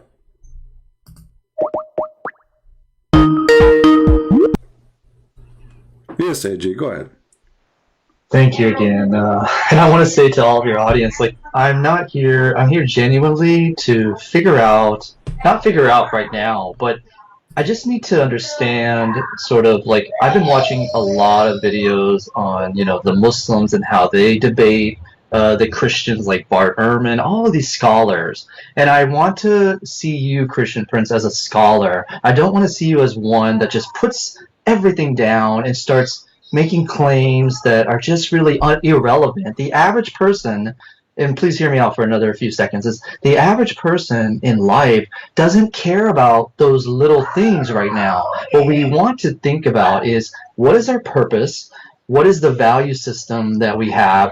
What in history is out there as evidence to believe something? And when you bring these little things like boobs and all these words that are just that rouse people up, and I feel like your audience, they have good hearts, but they just love hearing, you know, these types of conversations that just make fun of everything. And I want you to realize it's not about, this is real. This is not about making fun of things, calling people potatoes, this and that. It's very bad to be disrespectful, and that shows the characters of Christians that are doing this. If y'all are Christians, it's not right to call people that. If you're going to convert, you know, Muslims to Christians, you need to have the utmost respect and, you know, need to really, really be sincere about it. And so, are you on? Yeah. Okay. Why your Quran call us najis? Yeah. As long I don't know what najis means. As long it is not good to call people potato. So potato for you is an insult. Calling us filthy Disgusting, filthy is okay. No, but this is not true, CP, because back in the day, but back in the day, you know, if you're from the area Middle East, you know that they coexist. All religions have coexisted. The Muslims went to Spain. Another question. Don't change the topic. You see this what you do? I know, but we're talking about history. The one who said to me, why you call people potatoes? So potatoes for you is an insult. If I call you now filthy, is that okay? Well, what do you mean is it okay? Is that funny? It's not okay to call anybody filthy. Is it okay to call you a donkey? No, it's not okay to call a person a donkey. Why the Quran call us donkeys? But that's not like, where does it say that? Show me that. Here we go. You're going to the hadiths, right? No, this is Quran, chapter 62, verse number 5. Okay. Can I ask you another question about? Don't change the topic. So which one is better for you, to call you a potato or to call you a donkey? It's not good to call any name, but anyway, I want to ask. Okay, what about I say to you, go and bite the penis of your father? Oh my God! CP, this is not. Let's forget about the name calling right now. Forget? You are the one who opened the topic. When you're a prophet, he says, tell him to go and bite let's talk about this one. Okay, the similitude of those who were charged with the obligation. Okay, listen. You see how you contradict yourself in 2 seconds? You said to me, I said to you, I will give you opportunity to prove me wrong. You call me and you open the door of hell on your prophet. What kind of a prophet? A person don't agree with him. Just he is proud about his parents. He said to him, go and bite the penis of your father. What kind of prophet he is? Okay, so do you want me to answer this question about the donkey? What I feel, but I'm not a scholar at any. No, answer about biting the penis. It's more harmful. I don't. We're talking about the donkey or the penis? Which one? Both, they have penis anyway. See, that's the thing. The religion is super important for people to realize what the purpose of their life is. To the point, if a person he is proud about his parents, you say to him, go and bite the penis of your father. What that have to do with this? Why he cannot be proud about his parents? And what kind of a prophet says to him? Say to him, don't do that. Say to him, this is not right. Why you say to him, go and bite the penis of your father? What that will do to Muhammad? I don't know what that will do to me either. So I don't understand that, and I don't. That's not the focus of my mind right now. You said to me, Islam is a way of life. Did your prophet used to beat Muslims and he insult them and he said the F word to them? I mean, like, these are things. What about the good things? Are you mentioning just the bad things? A second ago, you were telling me that you Christian prince, you insult people, you said it to them potato. I want you to speak like a scholar. Now we have a prophet. He said the most stupid, ignorant, filthy things ever. He even beat Muslims. He whipped their back and he cursed them and he said the F word to them. And then he claimed that this is a blessing from Allah for them. Do you want me to give you some blessing like Muhammad? I know, but can we not talk about like the bad part of Islam? It is you who mentioned that to me. You see, AJ, you are the one who called me. You are the one who mentioned the topic. The second we got you busted with it, you want to change it. Forget about it. It's you who mentioned that. So what you do, you mention something and then you want to retreat right away because this Christian prince is like a gun machine. He have tons of evidence. The second I say to him anything, even if I speak about microwave, he will give me a hadith. By the way, give me one thing. Just say to me anything, and I will give you something horrible about your prophet. Just say, go ahead. One thing, what about? Anything. That's good. Imagine something. I cannot find something bad about Muhammad in something. Give me. Go ahead. Try. I would like to ask you if you find any positive thing about Islam or even Christianity. What is good about? I'm over here trying to on the fence of whether Islam is true or Christianity is true, and you keep telling me about the things that are these verses that just make no sense at all and have no they just don't have any bearings of what is on my mind right now. The question is about God. It's about whether there's one God or multiple gods, and there's about it's also, is the Bible true itself? Okay, let's say the Quran's not true. How many gods you have? How many gods? I'll give you the benefit of that. The Quran's not true. How many gods you have? In Islam, there is one God, a creator. All right. So how the Quran says, if Allah would like to have a wife or a girlfriend, He will take her from us. Allah will marry a woman or will sleep with a woman, a girlfriend from us. Who is us? I mean, Okay, so like when you ask me this question, I have no idea that this even exists, My friend, and I don't even. I'm showing you the verse, chapter 21, verse number 17. Go ahead. Chapter 21. Verse Let number me try 17. to see. Okay. Surah 21, verse 17. Yeah. Let me just find that. So the question is, let's see.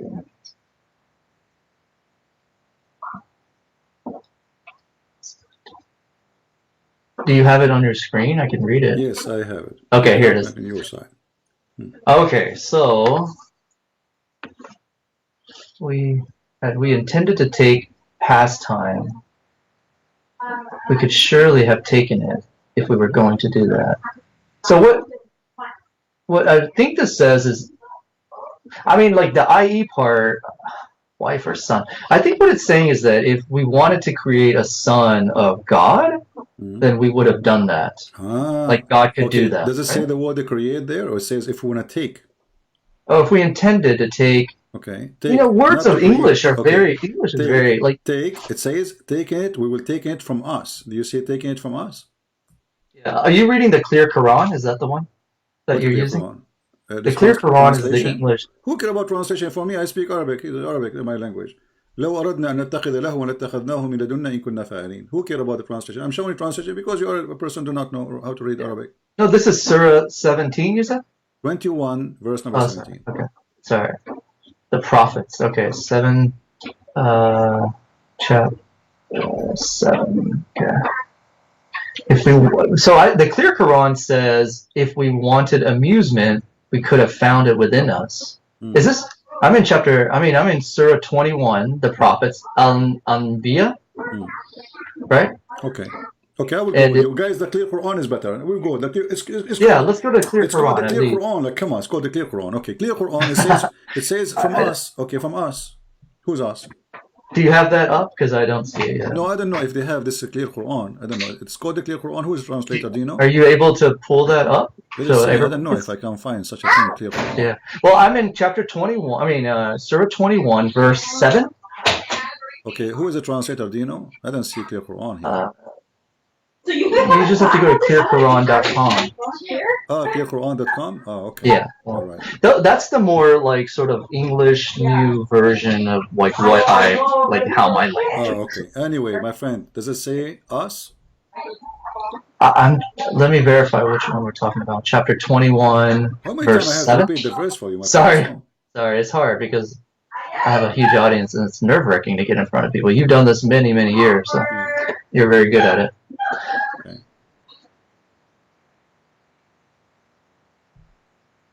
Oh.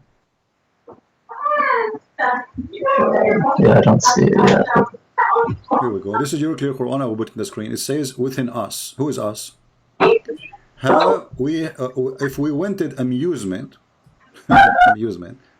we could have found it within us. Correct? Yeah, if we wanted amusement. So see how different this is than what you have on your screen? Because Muslims, they lie. Thank you very much for mentioning I know, but CP, thank you for saying claim that they, thank you for saying CP, I said you Muslim can claim they lie. Okay. There are Muslims that lie. I agree with that. This is a translation. This translation is adopted by Muslims in their website. So why it is in their website if it's not true? No. Okay, so let's focus on this one because we're on the same page. The one that you have, I have no idea. Why is it so different than this? No problem. Now go with the one you have. Forget about. Okay, if we wanted amusement, we could have found it. No. We were to do so. So I think it's saying like. I mean, we'd have to kind of read up, you know, like we'd have to read up. This is all in context. Okay, go context. Go ahead. Let's start from the beginning, I guess. Can you kind of, can you kind of, share when you're sharing your screen, kind of pull back text that's very deep. You can read from your side because this the problem with this website. They have it. The text is like when I zoom out to have it all is going to be small. Okay, so it's. I mean, it's to read all of it would take a long time. Our friend, it's you who say, let us read from the beginning. Okay, open from your side in your phone. I'll read it from your side. Give me a break. So, but I can't share my screen with the audience. We found it. We do not need. I'm sharing the screen here. We found it within us. Who is us? Well, on your screen, I can only see like half of the text. Oh, there you My go. friend, it Okay, is you. there you who go. read Okay, yeah, you're right. already. You're right. I'm Look, sorry. look, There, AJ, there. That's AJ, better. no, Much no, better. no, wait. It is you who did read the verse in front of you, which I did not open yet in that translation. So how come now you cannot see it no more? It is you who opened it Okay, before okay. me. I see it. I see it. I see it. CP. I see. Okay, they said, "Woe to us, we were unfair." Who is they? Are they talking about? Does it say if we wanted? We. Who's we? I think it meant the Lord, God, The Lord is we. Allah, Allah. How many Lord you have? No, like if we, Allah says Allah did not create the sky and earth and what is between them for amusement. That's true, right? It's not for amusement. There's a purpose.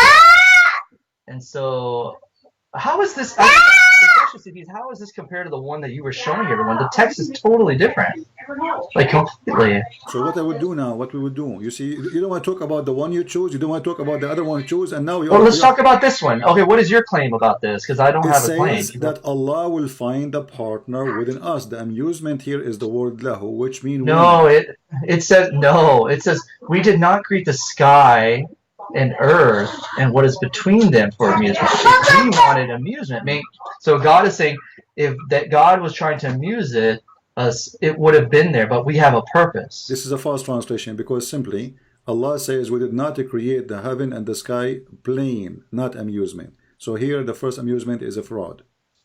But if you say that the English translation of the clear Quran is a false translation, all your translation is false, including the other one I'm showing. But then the Quran becomes like a mute point, so it becomes irrelevant. I don't care. For me, I am showing in Arabic. CP. You can copy it. Listen, but CP, I will ignore the Quran. You can copy the sentence as it is and you post it in Google Translation. Why don't now we go to the Bible? Why don't we go to the Bible now? Okay, take care. Let's. Yeah. What a sneaky guy. Now the problem is translation. Both translation, obviously, they are fraud. And this is my problem now. And our God is one. This is one of the most stupid things Muslims they keep repeating. Who care even if your God is one or half one? Who care if your God is a million or a billion? The question is, what kind of God? He is one or two or three or four, but yet he is stupid. What kind of God he want to take a girlfriend from us?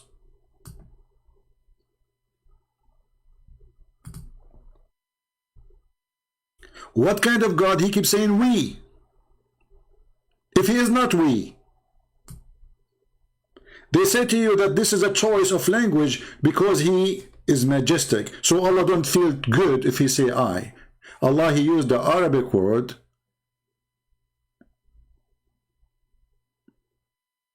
to fix his loneliness, his suffering. So he convinced himself that we are we. So Allah is lying to Allah. If you are not we, why you say we? What this fake we will do? This is a fake we. And what kind of God he needed letters in language to make him majestic? He's not majestic already?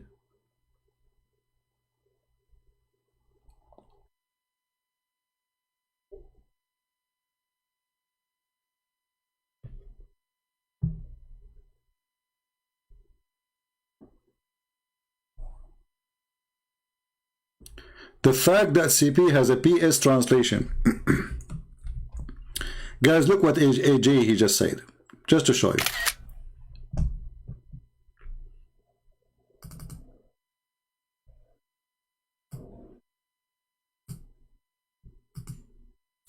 The fact that CP has a BS translation, the clear Quran, was vetted by millions of people. Is it true? It is true. See you all. I will never convert cause of what you CP said. You idiot, it's you who refused the other one and this one. And now you are saying that other one.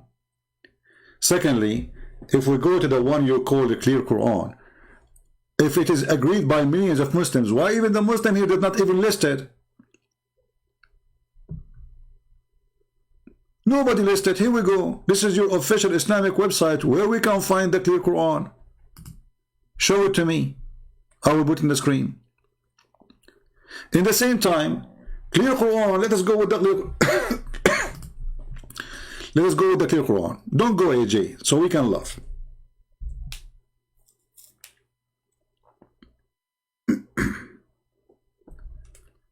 All right.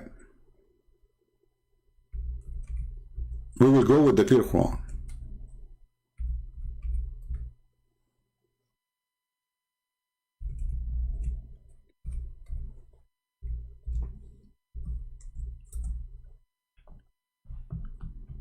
Read with me the clear Quran and laugh how clear it is.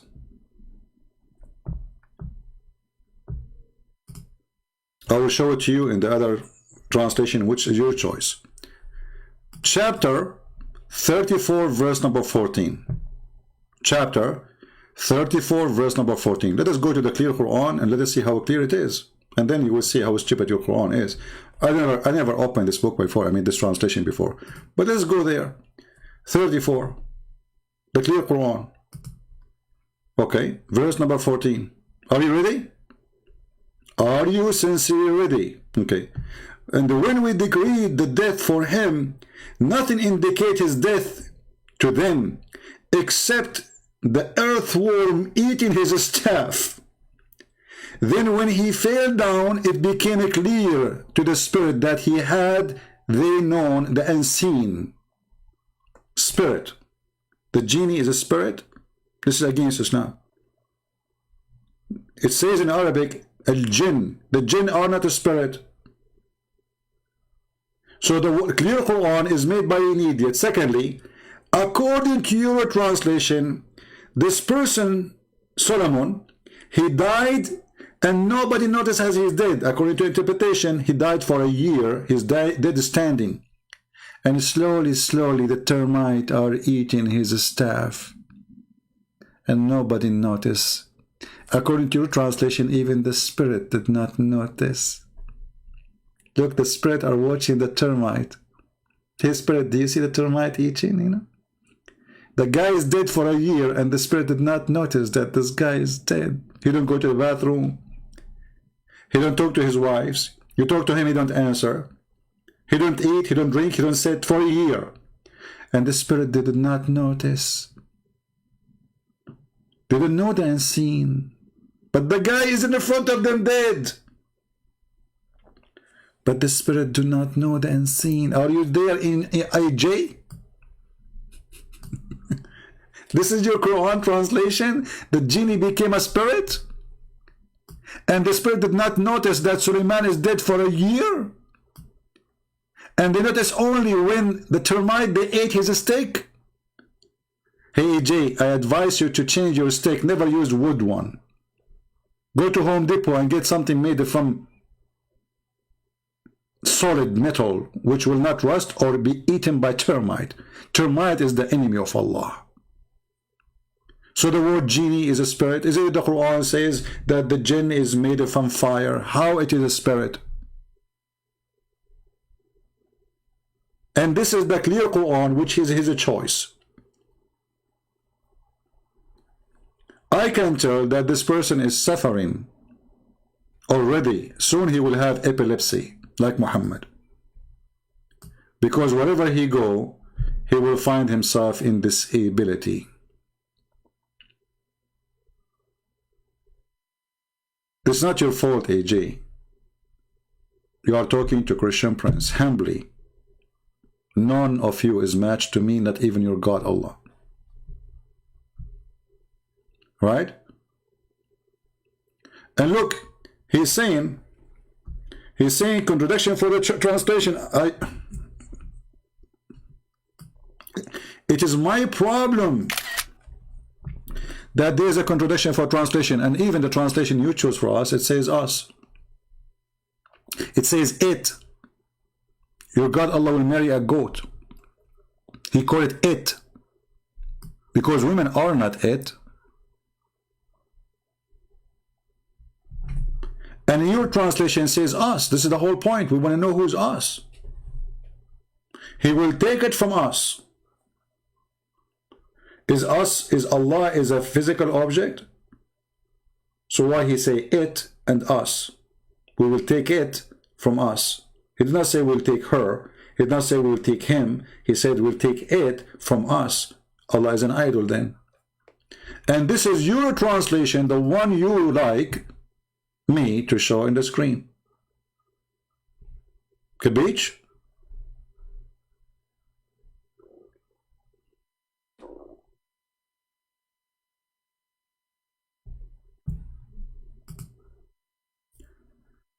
I want to talk, but we need to bring clear Quran, not the other version. I just showed you the clear Quran. What's wrong with you, AJ? I just showed the clear Quran. The clear Quran says us. If Allah is one in the clear Quran, why people don't want to see, why people don't want to listen to themselves? In the clear Quran, it says us.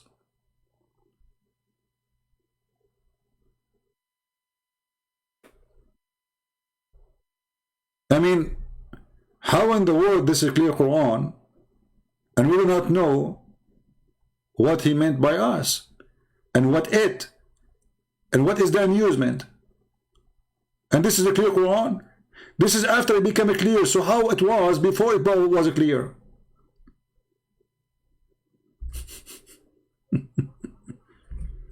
Clear Quran, my friend. Unbelievable. This is how clear it is.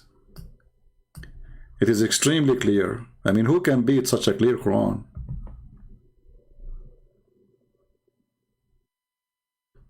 Are you serious? The clear Quran is what the scholars use? So the Muslims all this time, they were not using the Arabic Quran, they are using the clear Quran English. Guys, Muslim scholars don't use the Arabic Quran no more. They use the clear Quran. And I just said to you, I want to use the clear Quran. I have no problem. But your clear Quran says us. So what we will do now? The whole point of me showing you the stupid verse is your God saying he will take it from us. Us who? You are very cute. So now you change the debate from the word us to about two translation. Who cares? Choose anyone. You are the one who chose the clear Quran. And we are laughing. This is your clear Quran again.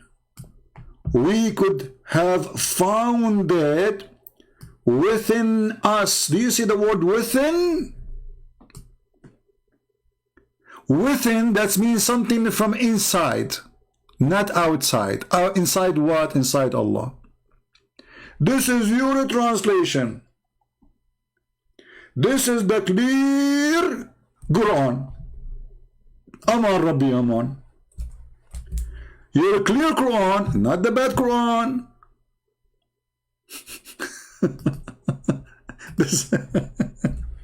Within us, this is even more horrible.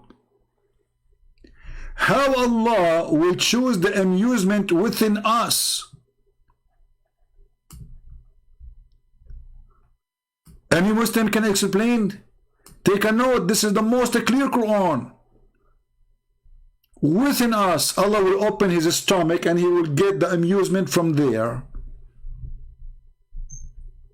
Us who? Are you there, AJ? When your Quran says within and us, how we can fix that? You try to fix it, you make it more blind.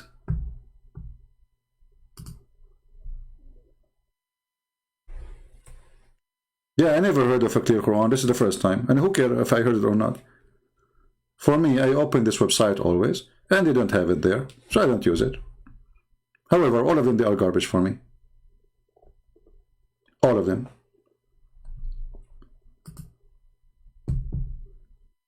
Do we have any Abdul?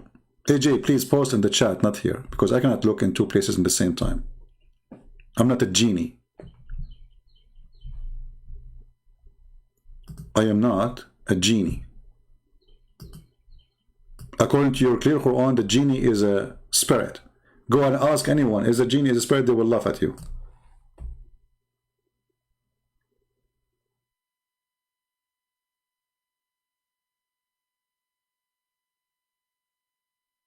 Spirit, huh?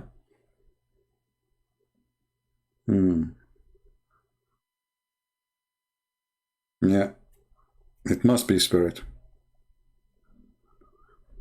The clear Quran.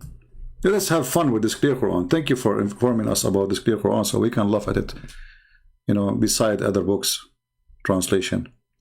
So let us go to chapter 13, verse number 13 in the clear Quran, just for fun.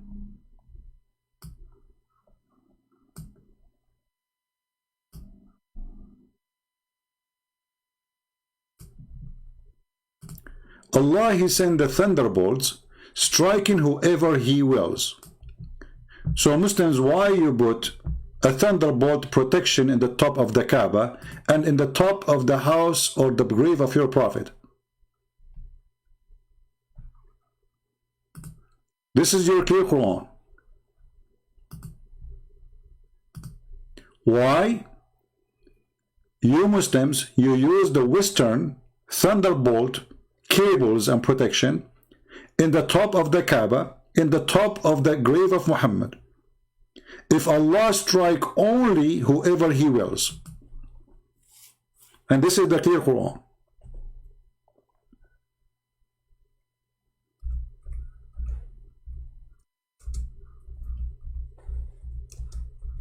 Any Muslim can answer? The reason, very simple. The Kaaba always struck by thunderbolt and destroyed many times. But the Quran says this is a penalty, is not just a natural thing. Is Allah hitting His own Kaaba?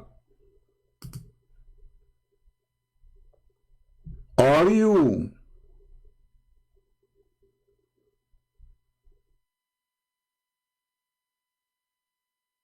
saying to me that your God is hitting His Kaaba?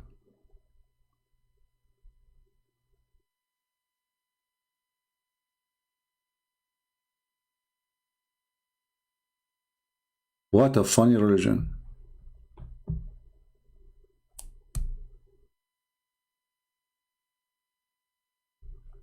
Do we have any Muslim? And by the way, if you go read the interpretation for 13:13, you will see that Allah saying that the angel, the thunder is an angel, and he is in charge of the cloud. And he lead the cloud from place to place, and they asked the Prophet, what about the fire we see? He says, this is his fire belt, he beat the cloud with it. And there's 70,000 angels in the right side, and another 70 in the left side. So when he moved his fire belt, the first 70, they praise Allah. When he moved his belt again, the other 70, they praise Allah. And you can open the interpretation and read.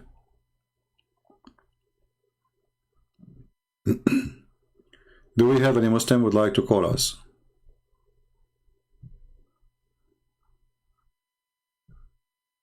Anyone?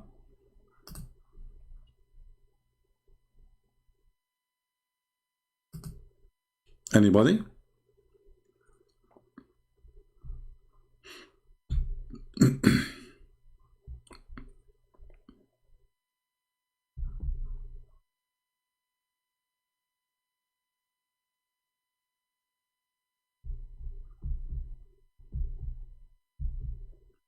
Any Muhammadan? How many Muslims will leave Islam today after witnessing the disability of the cult of Muhammad? How silly, how stupid it is, and how perverted Muhammad is. You know, the Quran says, a verse which I like actually, but always the Quran, because it's stupid, and Muhammad is stupid, he come with things which he could not provide himself. Each time somebody says to him something, he said to him, bring me your proof. Chapter 2, verse number 111 says, no one will enter heaven except Jews and Christians. He said to them, bring me your proof if you are truthful.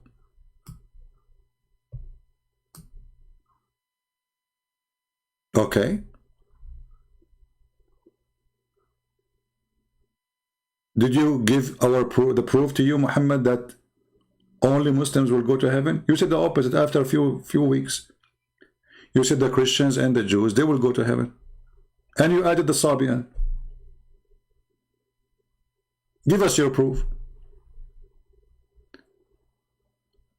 When Allah, He said to the angels, tell me the names of those things if you are truthful. And then Allah is the one who gave the names. He is the one who named the names. How that can prove that Allah, He knew? This is a very stupid cult.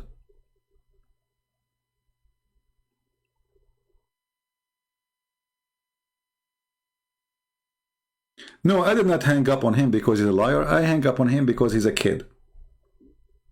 I give you time to prove to yourself and to the others that you are an adult, mature person. Each time this guy, he mentions something, I get him busted with it, he won't change the topic. He said the name calling, I said potato. He says, why you say potato? It's not nice, you should respect. The second we showed him what he's a prophet, he said to us. Secondly, he wanted, right away he want to change the topic, he want to fly. So we want people who have mature brain. The Christian in the time of Jesus did not believe that Jesus is God. Harun, you are just as stupid like your prophet. Because your Quran says that Jesus, according to the Christians, he is God. The Christians say, كفر الذين قالوا إن المسيح هو الله. So again, you are a certified idiot. I'm not sure if those Muslims who come here, they are paid by Christian prince to say stupid things, so Islam will look stupid more than it is stupid. But this is what it looked like. Maybe they are paid by Christian prince. The Christian at that time of Muhammad did not believe Jesus is God. So why your stupid Quran says the Christian, they are kuffar when they say that Jesus is God? And even they say he is son of God. Which is a contradiction, by the way, because which one? Not only they say he is God, by the way, it says he is Allah. If the Messiah is Allah, according to the Christians,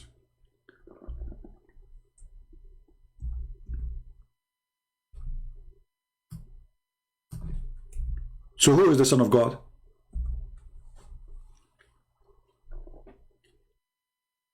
Because remember, Allah will be a person, a name of a person, a unique name, right? That's what the Muslims they say. Then when the stupid Muhammad says that the Christian they say the Messiah is Allah. So who is the son of Allah according to the Messiah? According to the Christians. Here we go. The first one we got. The Messiah, the Christian, they say the Messiah is Allah. Then how the Messiah is Allah and he is the son of Allah in the same time? Additional proof that the one who wrote the Quran is a certified idiot. We Christian, we don't believe that Jesus is the Father. We don't.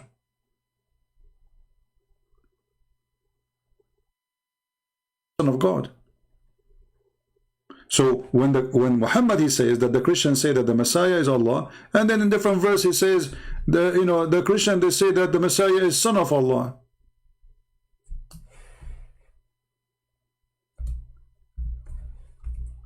This is why if you read the Quran, you will find that Allah don't even know the Trinity. He think that we Christian we worship a God who have sex with women. Her name is Mary. Obviously is his wife, and they have a son. His name is Isa.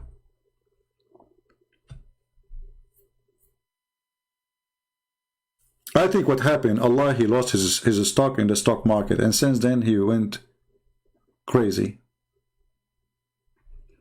And look here, it says, fain would they extinguish Allah light with their mouth, but Allah will not allow, but his light should be perfected even through the unbelievers made it as well.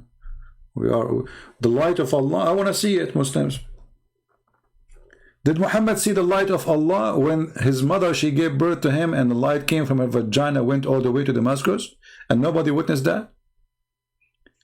Maybe the light of Allah appeared to Muhammad when he went his own son and he flirted with the wife based on the light of Allah. She was in the dark room, but the light of Allah, he made him see her naked.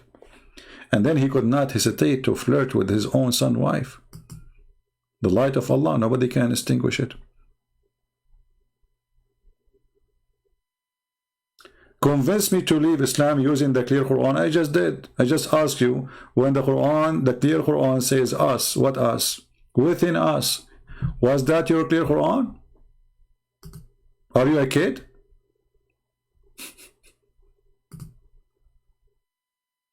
Are you a kid or what? Shall I call him again, guys? Just give him a... But he will do the same. Each time you talk to him, he will change the topic in the speed of light. I'm going to give you one more call. And I will ask you a question based on the clear Quran. What do you think, people? Let us do that. If you change topic, I will never call you again.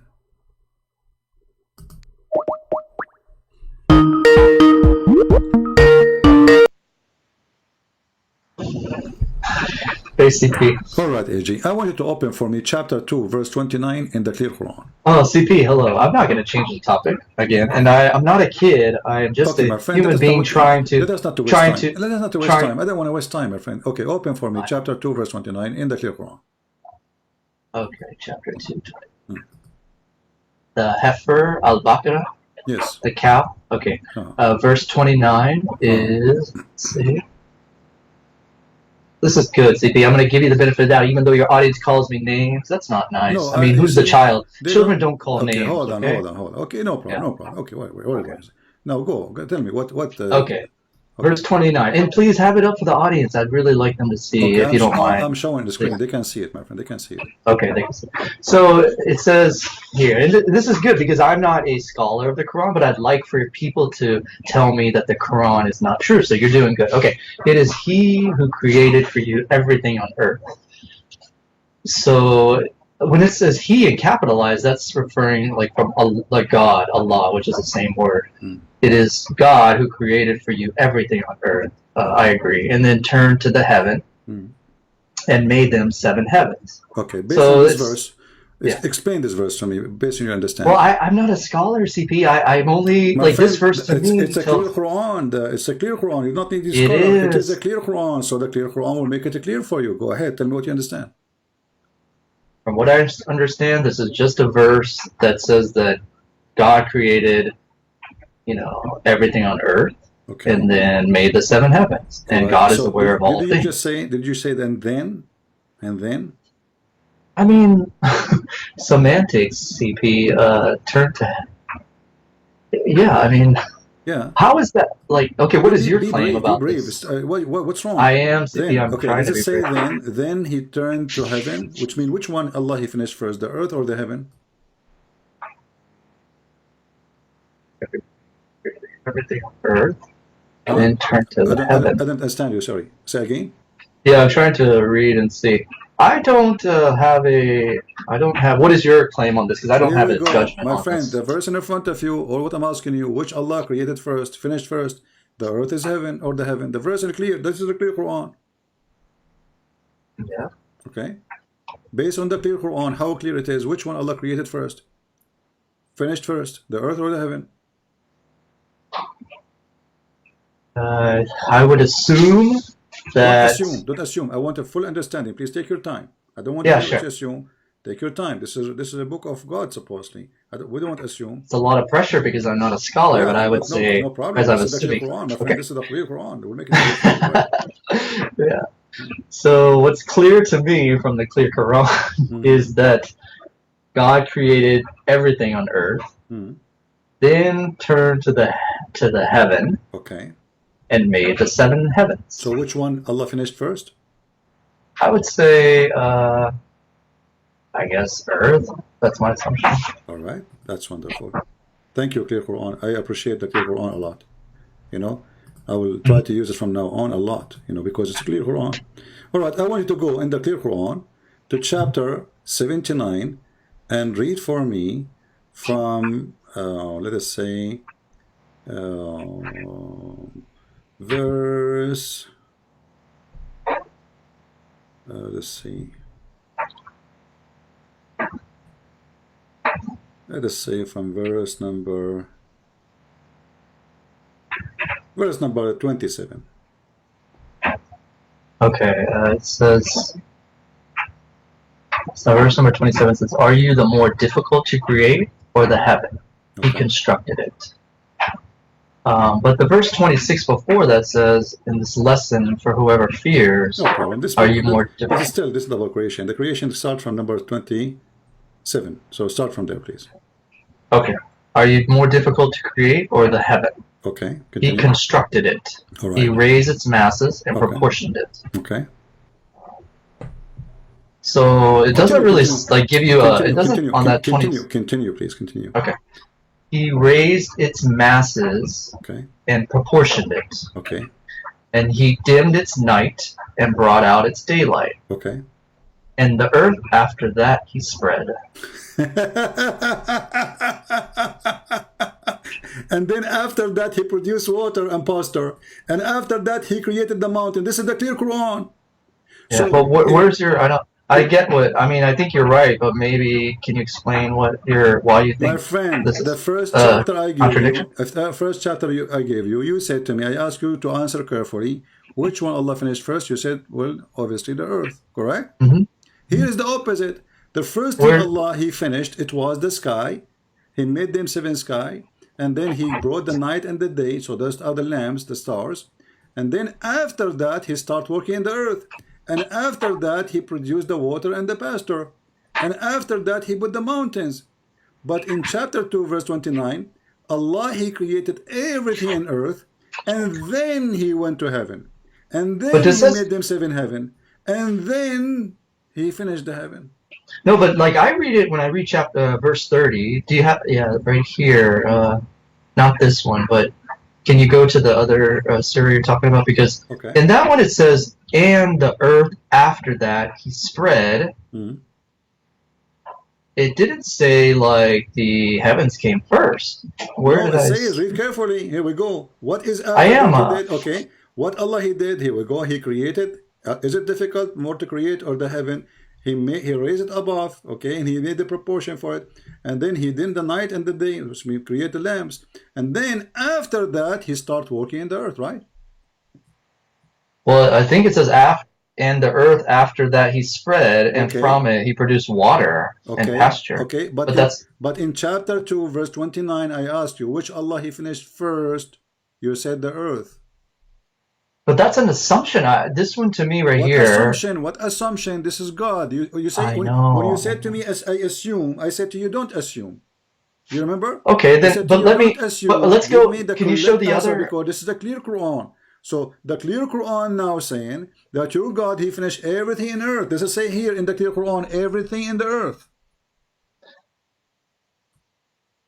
Yeah, he created for you everything on earth, everything. And then what turn into the. What everything is mean? Everything. It's a clear Quran. Come on, everything. No, that's true. You're right. Okay, what about if you go to the next verse, that one you told me, the next chapter, which is the one that you're 79. Yeah. So when you go to that one, how is that contradicting this one? That's what I don't see. Because simply the earth in the verse number 229, Allah created everything in the earth, and then He went to the sky, and the sky He made the sky 7 skies. So there was the 7 heavens. 7 heavens. So He made 7 heavens, and then He brought the light, and He made everything in heaven, whatever in heaven. So the earth is finished totally first, and then after that, Allah He went to the sky. But in chapter 79, Allah finished everything in heaven, including the stars, the day and the night. He raised it above, and then. But heaven is not the day and the night. Heaven is what is not the day and the night, right? My friend, He said He brought the light. Don't you read? Don't you know how to read? Yeah, I do. You're right. It says brought out its daylight. When you say He did the light, that means He made the stars, the sun, etc. Right? So it's clear that this is a contradiction. And not only that, we are not done.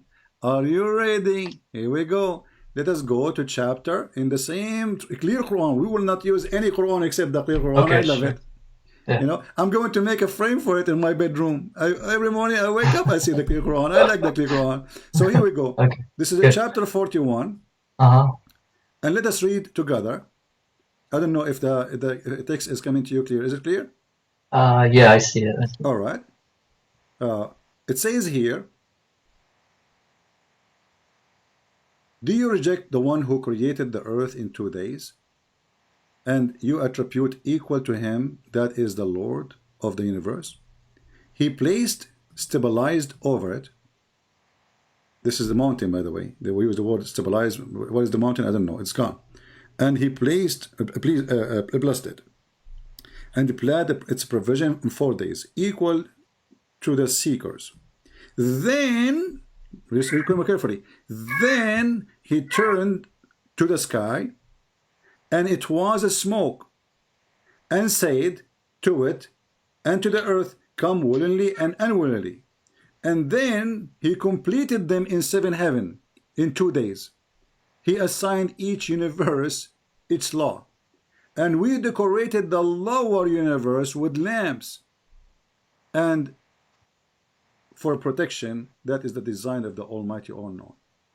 So here we find totally the opposite from 79 again. Because here, Allah, He created everything in the top of the earth. This is in total agreement with chapter 2, verse 29. So He made the earth in 2 days. Then He placed mountains in the top of it. Stabilizer is the mountain, supposedly. This is fast translation. You can see the word mountain there. And then it says, and He blessed the earth, which means He gave us a provision like water, trees, etc.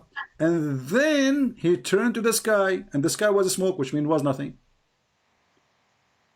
And then He completed the 7 heaven. And then He decorated the heaven with the stars. So the last thing was creating the stars. In chapter 41, look what happened in the clear Quran. I love you, clear Quran. How are you doing, clear Quran? From now on, you are my soldier. Here we go. Is the universe here referring to the sky? What is it referring? Sky. There's no universe. This is stupid translation. Universe. There's no universe. It's a lower heaven, sky. Yeah. So is this talking about heaven? Heaven is different, right? Yeah. Heaven. Okay. Yeah. No, heaven here is there's no heaven actually. It is a sky.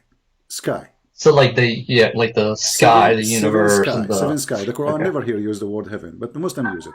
What was the smoke that was referred to? Smoke. This is a smoke was coming from the earth because Allah was cooking the earth, and you can open Ibn Kathir and you can read it.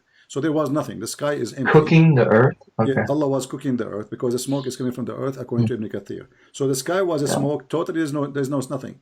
And then Allah He made the sky, 7 sky, and then the last thing He did, He created the stars.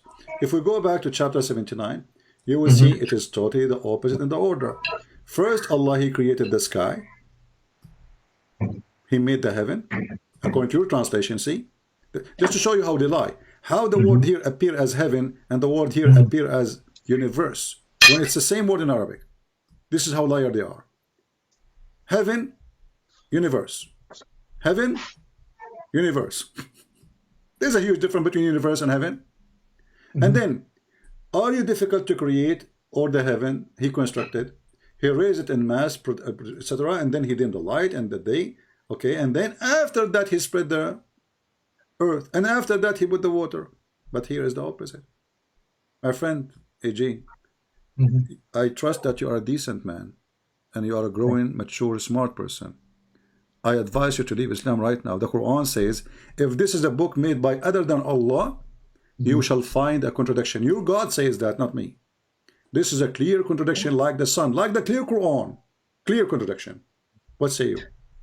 Well, I'll tell you that if you found this to be a contradiction, I will give you the benefit of the doubt. Maybe you're right, maybe you're wrong. I don't know. But this is not enough. See, this is what you do. You never give me an answer. Is it a clear contradiction or not? Yes, it's a clear contradiction. Okay, thank you very much. So our friend AJ agree that this is an amazing, clear contradiction. But isn't it the Quran says, if this is a book made by other than Allah, you will find contradiction in it?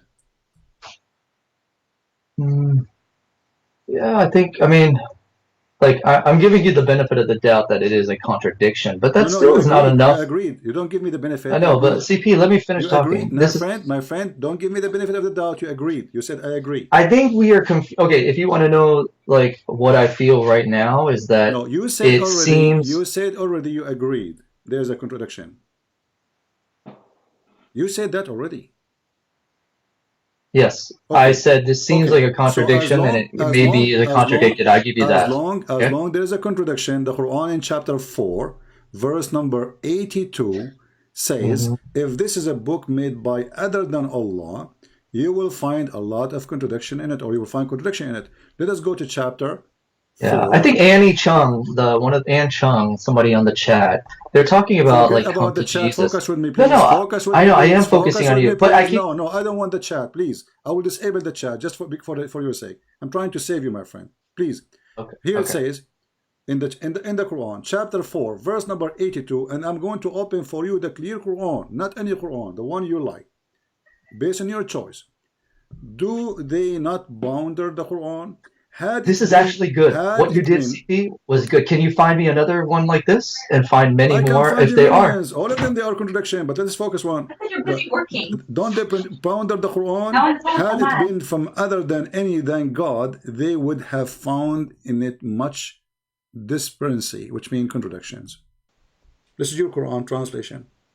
This is good. CP, you've done well. If you could find me one that's relevant to like, because like I hear that if this is a contradiction, but it's so confusing about heaven, earth. It doesn't really matter to me as much as the contradictions about what should I believe in, how should I act, what are those things are more important than whether the heaven or heavens was first. Yeah, if that's a contradiction and you think that I should refute the Quran totally, the reason it's hard to is because this is a very like sort of unimportant thing to me. What's more, this is an important thing to you? It is, because are you saying the Bible doesn't have any contradictions? Hold on. No, wait. Does the Bible have any contradictions? This is what you do. This is how you do. You escape. So you are saying to me that there is a God. You don't remember which one he created first, and this is not important for you. No. It's if it's a contradiction, It's not if no more. It's not if no more. You agreed it is contradiction. I said I will assume and give you the benefit of the doubt. You see, you are not being honest again. It's recorded, my friend. It's recorded. You said yes, I agree. It's contradiction. You said that. I know, but please don't straw man. Just try to talk like. Here. I'm not here to try to talk. You are just a kid. A man who don't honor what he say, he is no man for me. I blocked you. It's recorded. You said I agree. It is a contradiction. All the people here are my witnesses. And now I will show you a second contradiction, and you will ask me for more. And I will show you a third contradiction, and still it's not. So you are a person trying to escape. The first excuse, we want to use the clear Quran. So we jump like monkeys to the clear Quran. And now in the clear Quran, we found a clear contradiction, and you agreed. Less than 30, not even 2 minutes after, you took back what you said. Trying to say I did not say that. It's recorded. Everything we said here is live on air, is going to stay on air. I can find you tons of contradictions.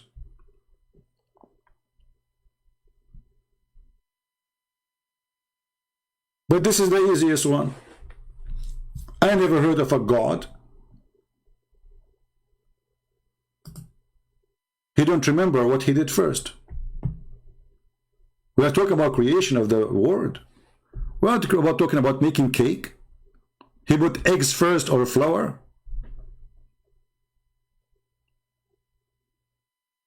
Maybe he add the sugar after the eggs. That will not make any difference.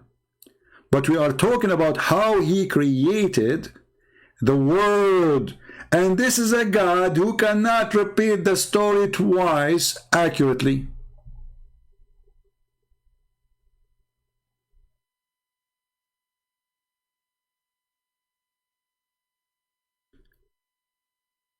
And now the Christian prince, he have to give him more contradiction. Who care?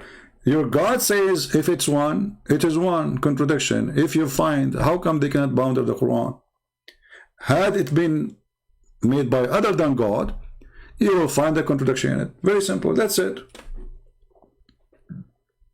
And now if I find you the second one, the third one, the fourth one, you will jump like a monkey. You are not being honest. However, your call is very useful for us. We are grateful to have you, my friend, even if you are trying to lie.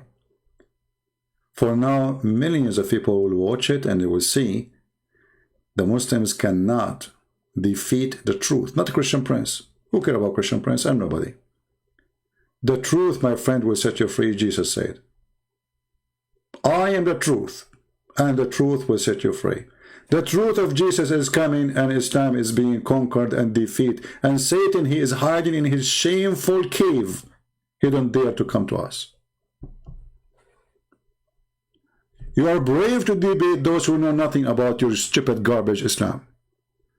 And in front of me, all of you are a bunch of midget. And it's not about the size of a body, it's about the size of a brain. Your midget God, Mr. Afrit, is a genie in the ball in front of me. And I prove it every day. And I am a Christian prince, and I approve this message.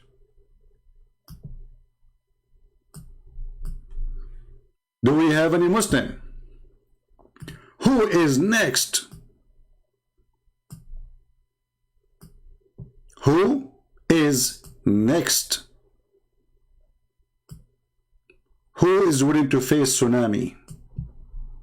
Your God Allah himself don't dare.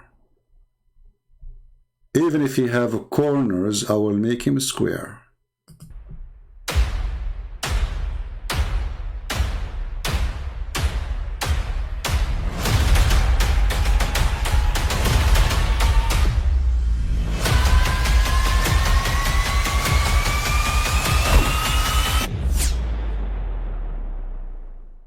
But I mean, again, he doesn't know who Gabriel is, right? Because he didn't come from an Abrahamic faith. The people of Mecca were pagan. Quran is mentioned, if this book was from other than God, they would have found in it many contradictions. If a book is without contradictions, that has no bearing on whether it comes from God or not. I've had phone books that are inerrant, but I certainly don't think God gave them. That we believe without understanding. The brother asked a very important question, that most of the scholars say that listening to music, watching movies, and most of the television programs, they're haram. So how can we have fun? Let me tell you, brother, at the outset, that having fun is permitted in Islam as long as the fun is halal fun.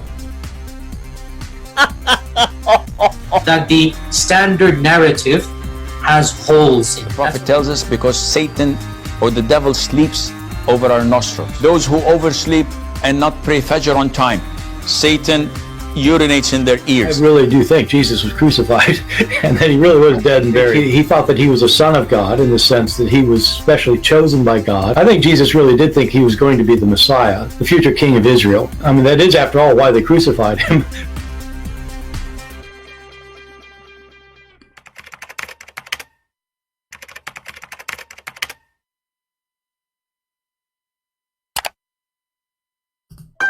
Next. Who's next?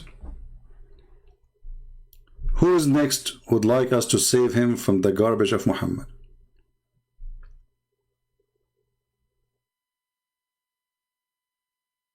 Who is next?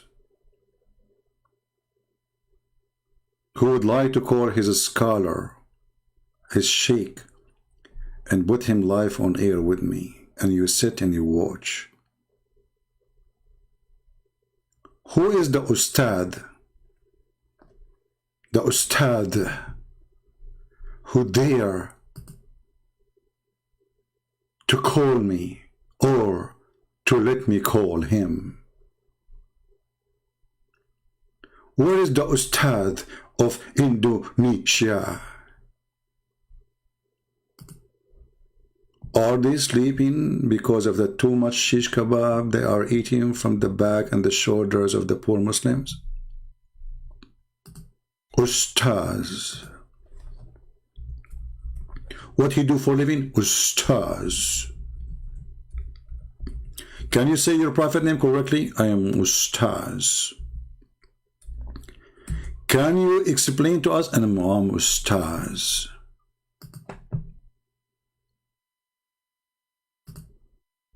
The religion of Ustadz.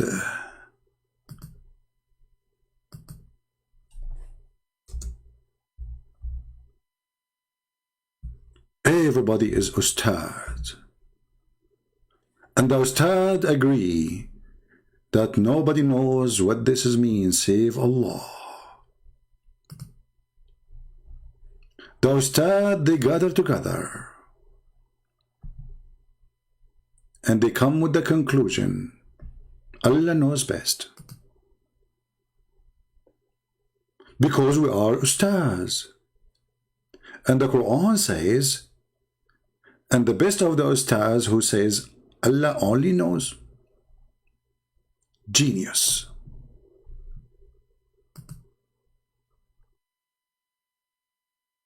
Do we have any Ustad so we can hang him in our Christmas tree?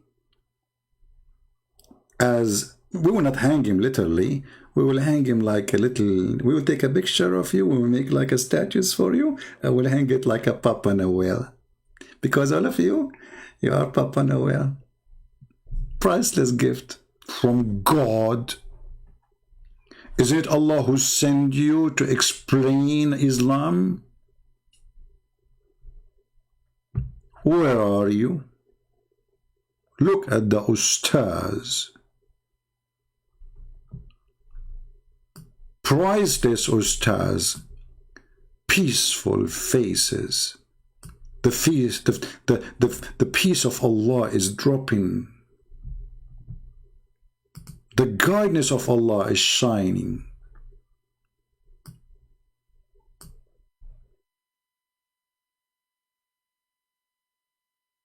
Do we have any Ustaz? Mayday. Ustaz is needed. Ustaz for hire. Or get out of the fire. I don't know what those pictures is. What is that? Those people, they published pictures of their wives. You have only one wife? What's wrong with you? What do you do with the money you have? Only one wife? What the heck? Those Ustaz, I think women in Indonesia, maybe they are scaring the Ustaz and they are afraid to marry second wife. Look like Ustaz. Look at this picture. What is that? All of those are Ustaz. Like, what the heck? Look like the whole country became Ustaz. This is the business of the one who have no business. What do you do for a living? I'm Ustaz. Look what? Ustaz. I'm Ustaz. Okay, what do you... Oh, I'm Ustaz. Why your hand is up? I'm Ustaz. Why you don't... I'm Ustaz. Can you debate Christian? I'm Ustaz. Anyone? The last Ustaz, he tried to refute me and he offered me 5 BMW. The result of trying to argue with me, he had a heart attack and he died literally. Ustaz insane, oh sorry, insan. Christian Prince, I'm going to offer you, Christian Prince, 5 BMW if you can answer those questions. You know, Christian Prince, like, we have no idea what to do now. Like 5 BMW, what about 1? I mean, my car is so old, man. 5? Man, I wish that Muslims, they call me each time they lose, I get 5 BMW. 5 BMW? Christian Prince.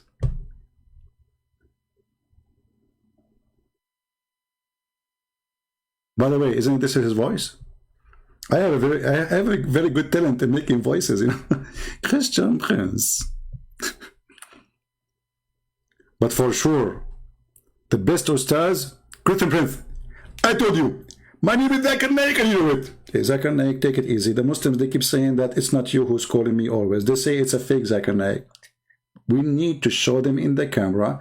You are here next to me, and can you please open the camera so we can... Christian Prince, how I'm next to you, and I'm going to open the camera. You get better tip. Because if I'm next to you, then you open the camera, and then we'll be able to see me. And now everybody knows that it's the name of the thing that will to me. Hold on, I did not understand anything. What you said? You said that you want them to know it's me if I open the camera. But if I'm next to you, you open the camera, and then they can see me. Christian Prince, you're lying. Okay, Zakir, sorry, I will act like now like AJ. I will take it back. Any Muslim?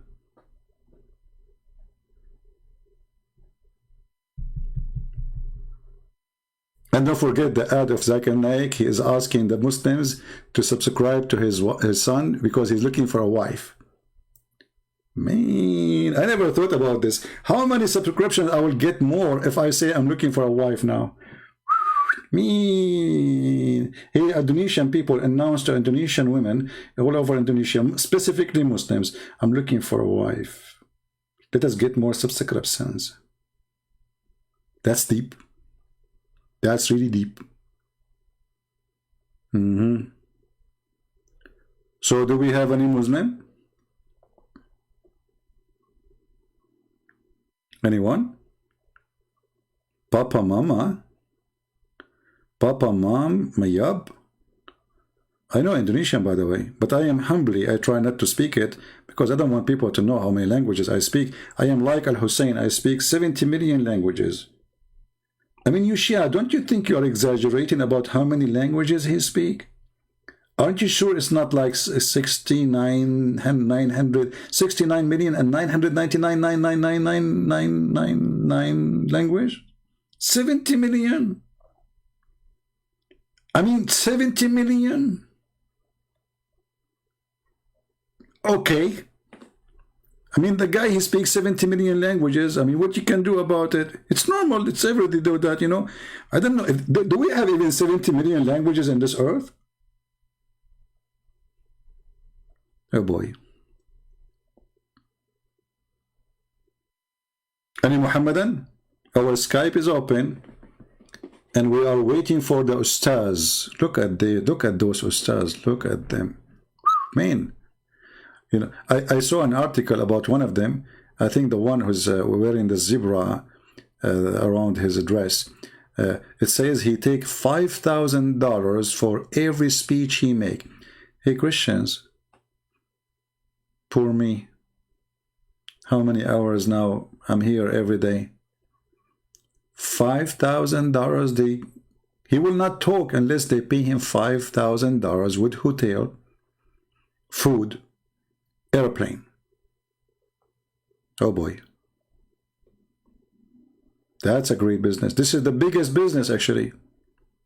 $5,000 to make a speech. Why? Are you laying eggs made of gold? What do you say in your speech? You let me know. Any Abdul?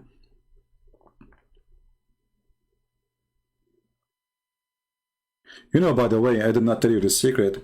I'm black, blonde, African American from Japan, originally from Indonesia. In case you're asking, I'm wondering, you know? Yeah. And the proof I am from Indonesia, I like rice.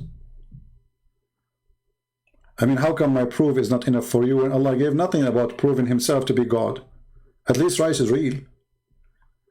Not like big boobs. I mean, well, the God who promised me big boobs, are they going to fly by themselves? Like you go to the bedroom, you see flying boobs? It's like a spaceship, boobs. Do they have nipples or there's no nipples? Because there's no milk there. I mean, we would drink milk from the river, so why they would have nipples anyway? Doesn't make sense. I think Allah will take the nipples away. I think there will be boobs with no nipples. Otherwise, that will be a lot of nippelines. You know, those women, they have, I mean, you have a lot of women and all of them have nipples. That will be a nippeline land. You know? And this is really weird. I mean, you go to your house and there's nipple everywhere. Like, you know, they are flying alone by themselves, by the way. There's no women. It says boobs. It doesn't say women. It says, but in the translation, they say boobs. Aren't you going to get scared? What if you entered the house and it was dark and suddenly a boob hit your face? Especially if the nipples, like they have like, ding, that go in your eye.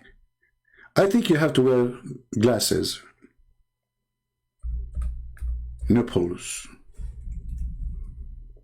Kawaibun atraba. Ya, ha ha. I'm God, I give you nipples. Big boobs. Don't you like big boobs? I will give you big boobs. Oh, you like small one? Okay, I will change the verse. I will give you very small, tiny boobs. You must be Mr. Bean. That's why you like them small. You're afraid of them sizes. Okay. Mr. Bean, he became a Muslim, which is a fraud for sure. Even the Muslim, by the way, they make Mr. Bean become a Muslim, but he's not. He became a Muslim and now he is complaining about the big boobs. He's scared. Nibbling. Any Abdul? Who is here for the first time?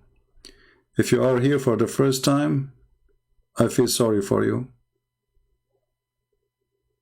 You will become addicted.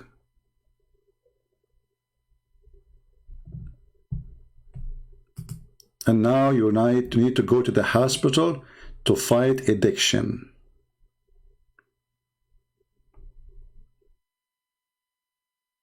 Somebody sending me a link saying, please react to this girl. My friend, I don't do those stuff. You react to them.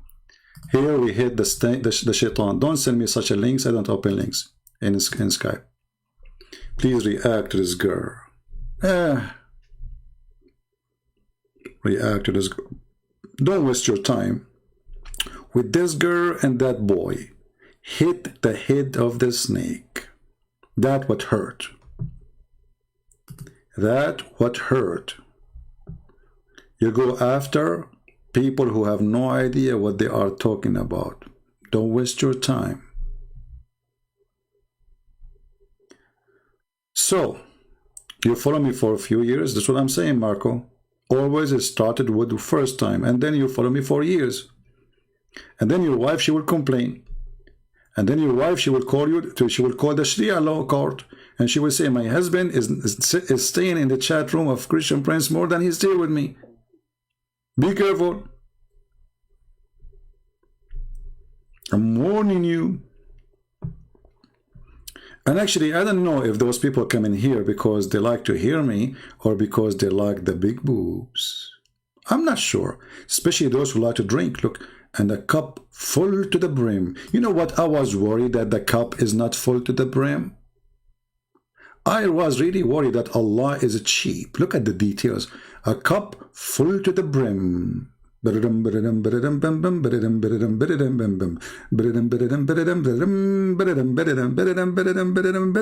Amazing. This is how God acts. This is how God teach. He will give you a cup full to the brim. Not like those you go in the restaurant, they order juice, they give you half of it empty. It's full to the brim. Who can beat that? Anyone here? He can explain to us why it's full to the brim. Is that the last drink you will drink in your life? If it's not, why it is full to the brim? What that will do exactly? Full to the brim. Brim, brim, brim. Brim. That's so deep, man.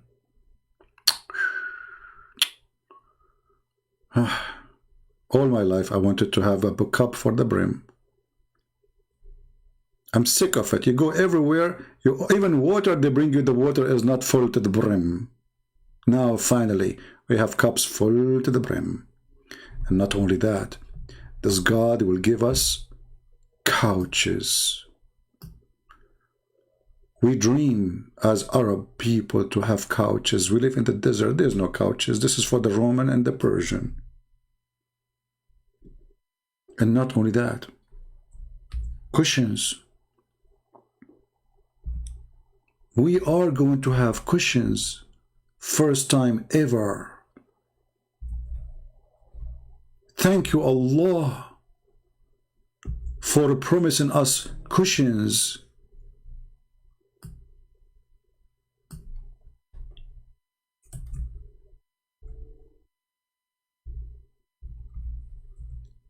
Who can resist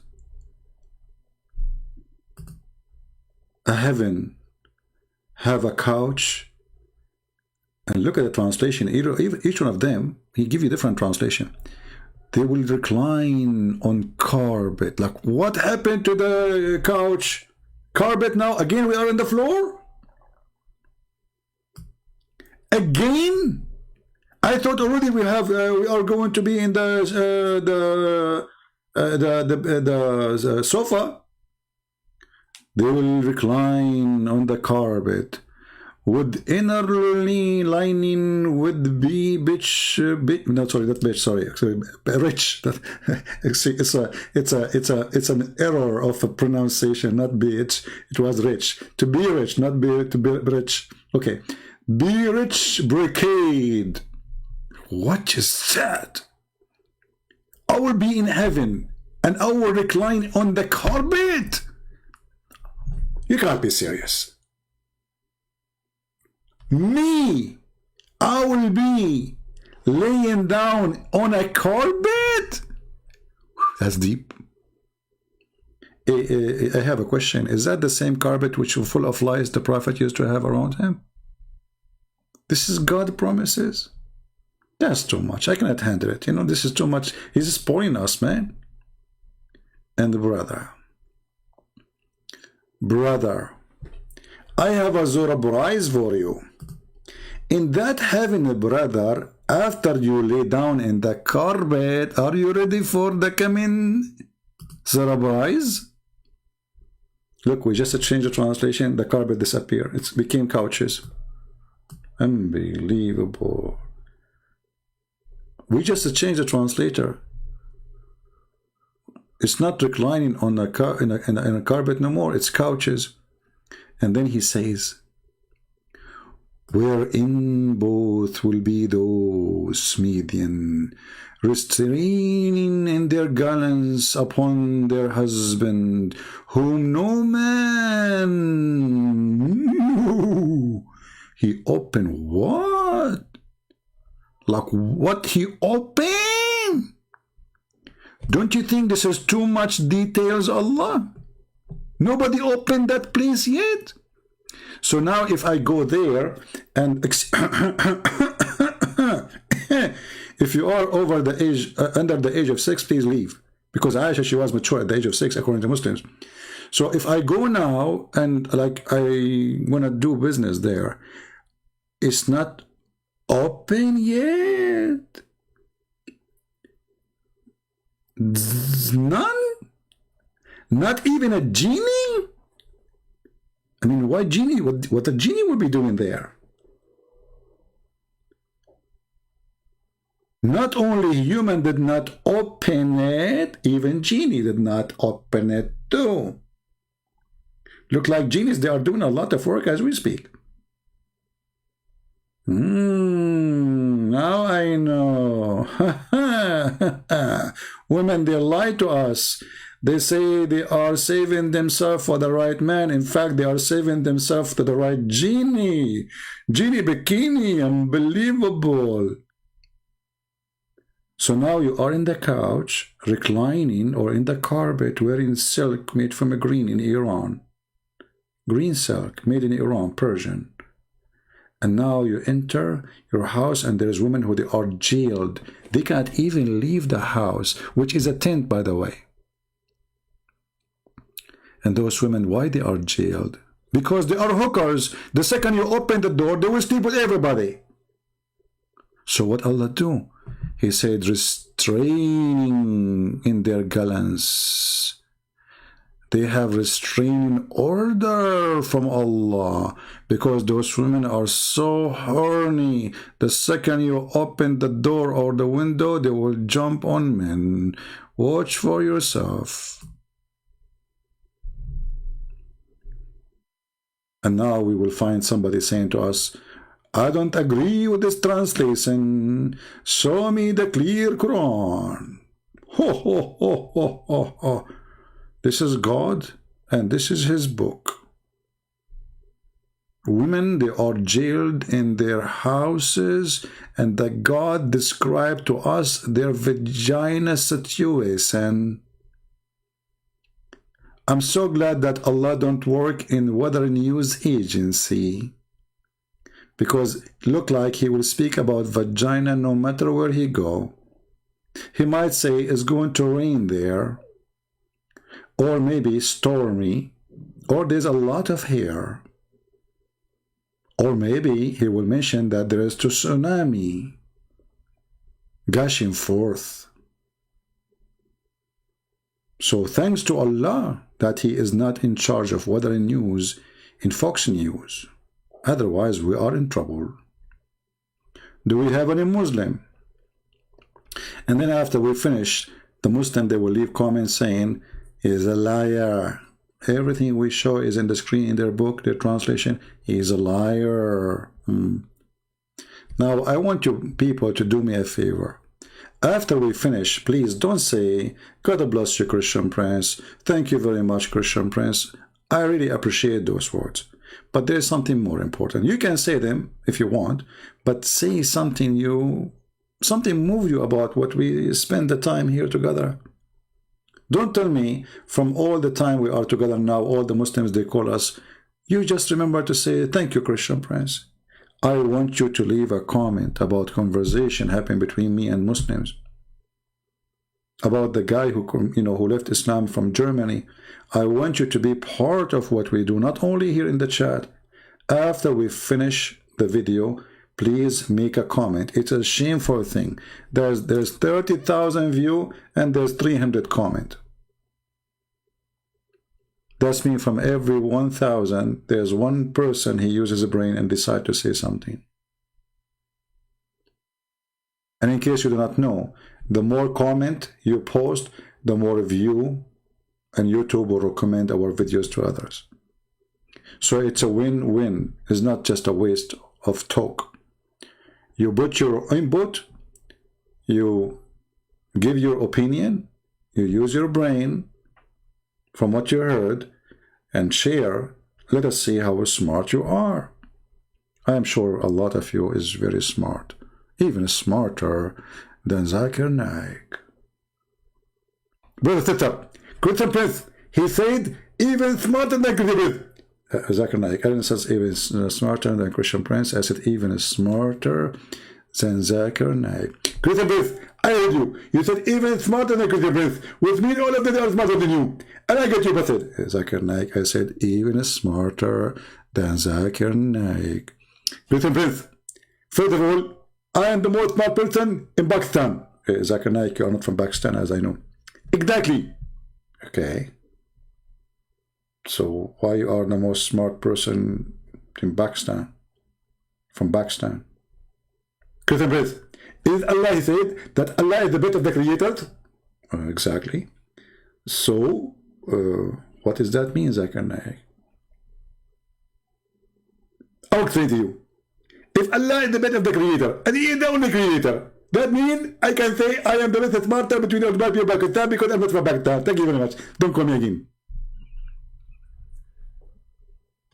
Allah is the best of the creators. But Muslims, if there is any creators beside Allah, they say no. So how He is the best of the creators? Allah making poo-poo. Muhammad, he heard a man saying, praise be to Allah, the best of the creators. He took it, he put it in the Quran as he heard it. The poo-poo of Muhammad. The best of the creators. In the world, you are the only God and you are the best of the creators. Allah giving himself a raise, claiming that he been hired and he got a higher rank than other creators. Maybe he was talking about YouTube creators. That is true. He is the best of the creators. With this, I want to say thank you guys for being here. Don't forget to download the videos. You can cut them pieces. As an example, make a topic from a topic we mentioned. You do not need to repost the whole video, one piece. And I advise you, by the way, don't use the same title for the video. So, because then they will appear in one page, all of you.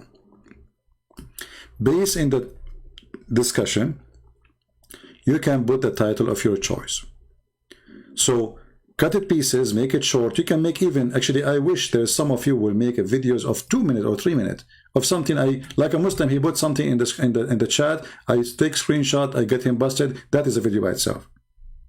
Maybe like a minute or 2 videos. I would really appreciate to see that because that will help more to spread the news and the truth. I want to say thank you all for being here. May the Lord bless you. And until we see you soon again, Christ is Lord. Islam is a scam. And the truth will set you free. Thank you.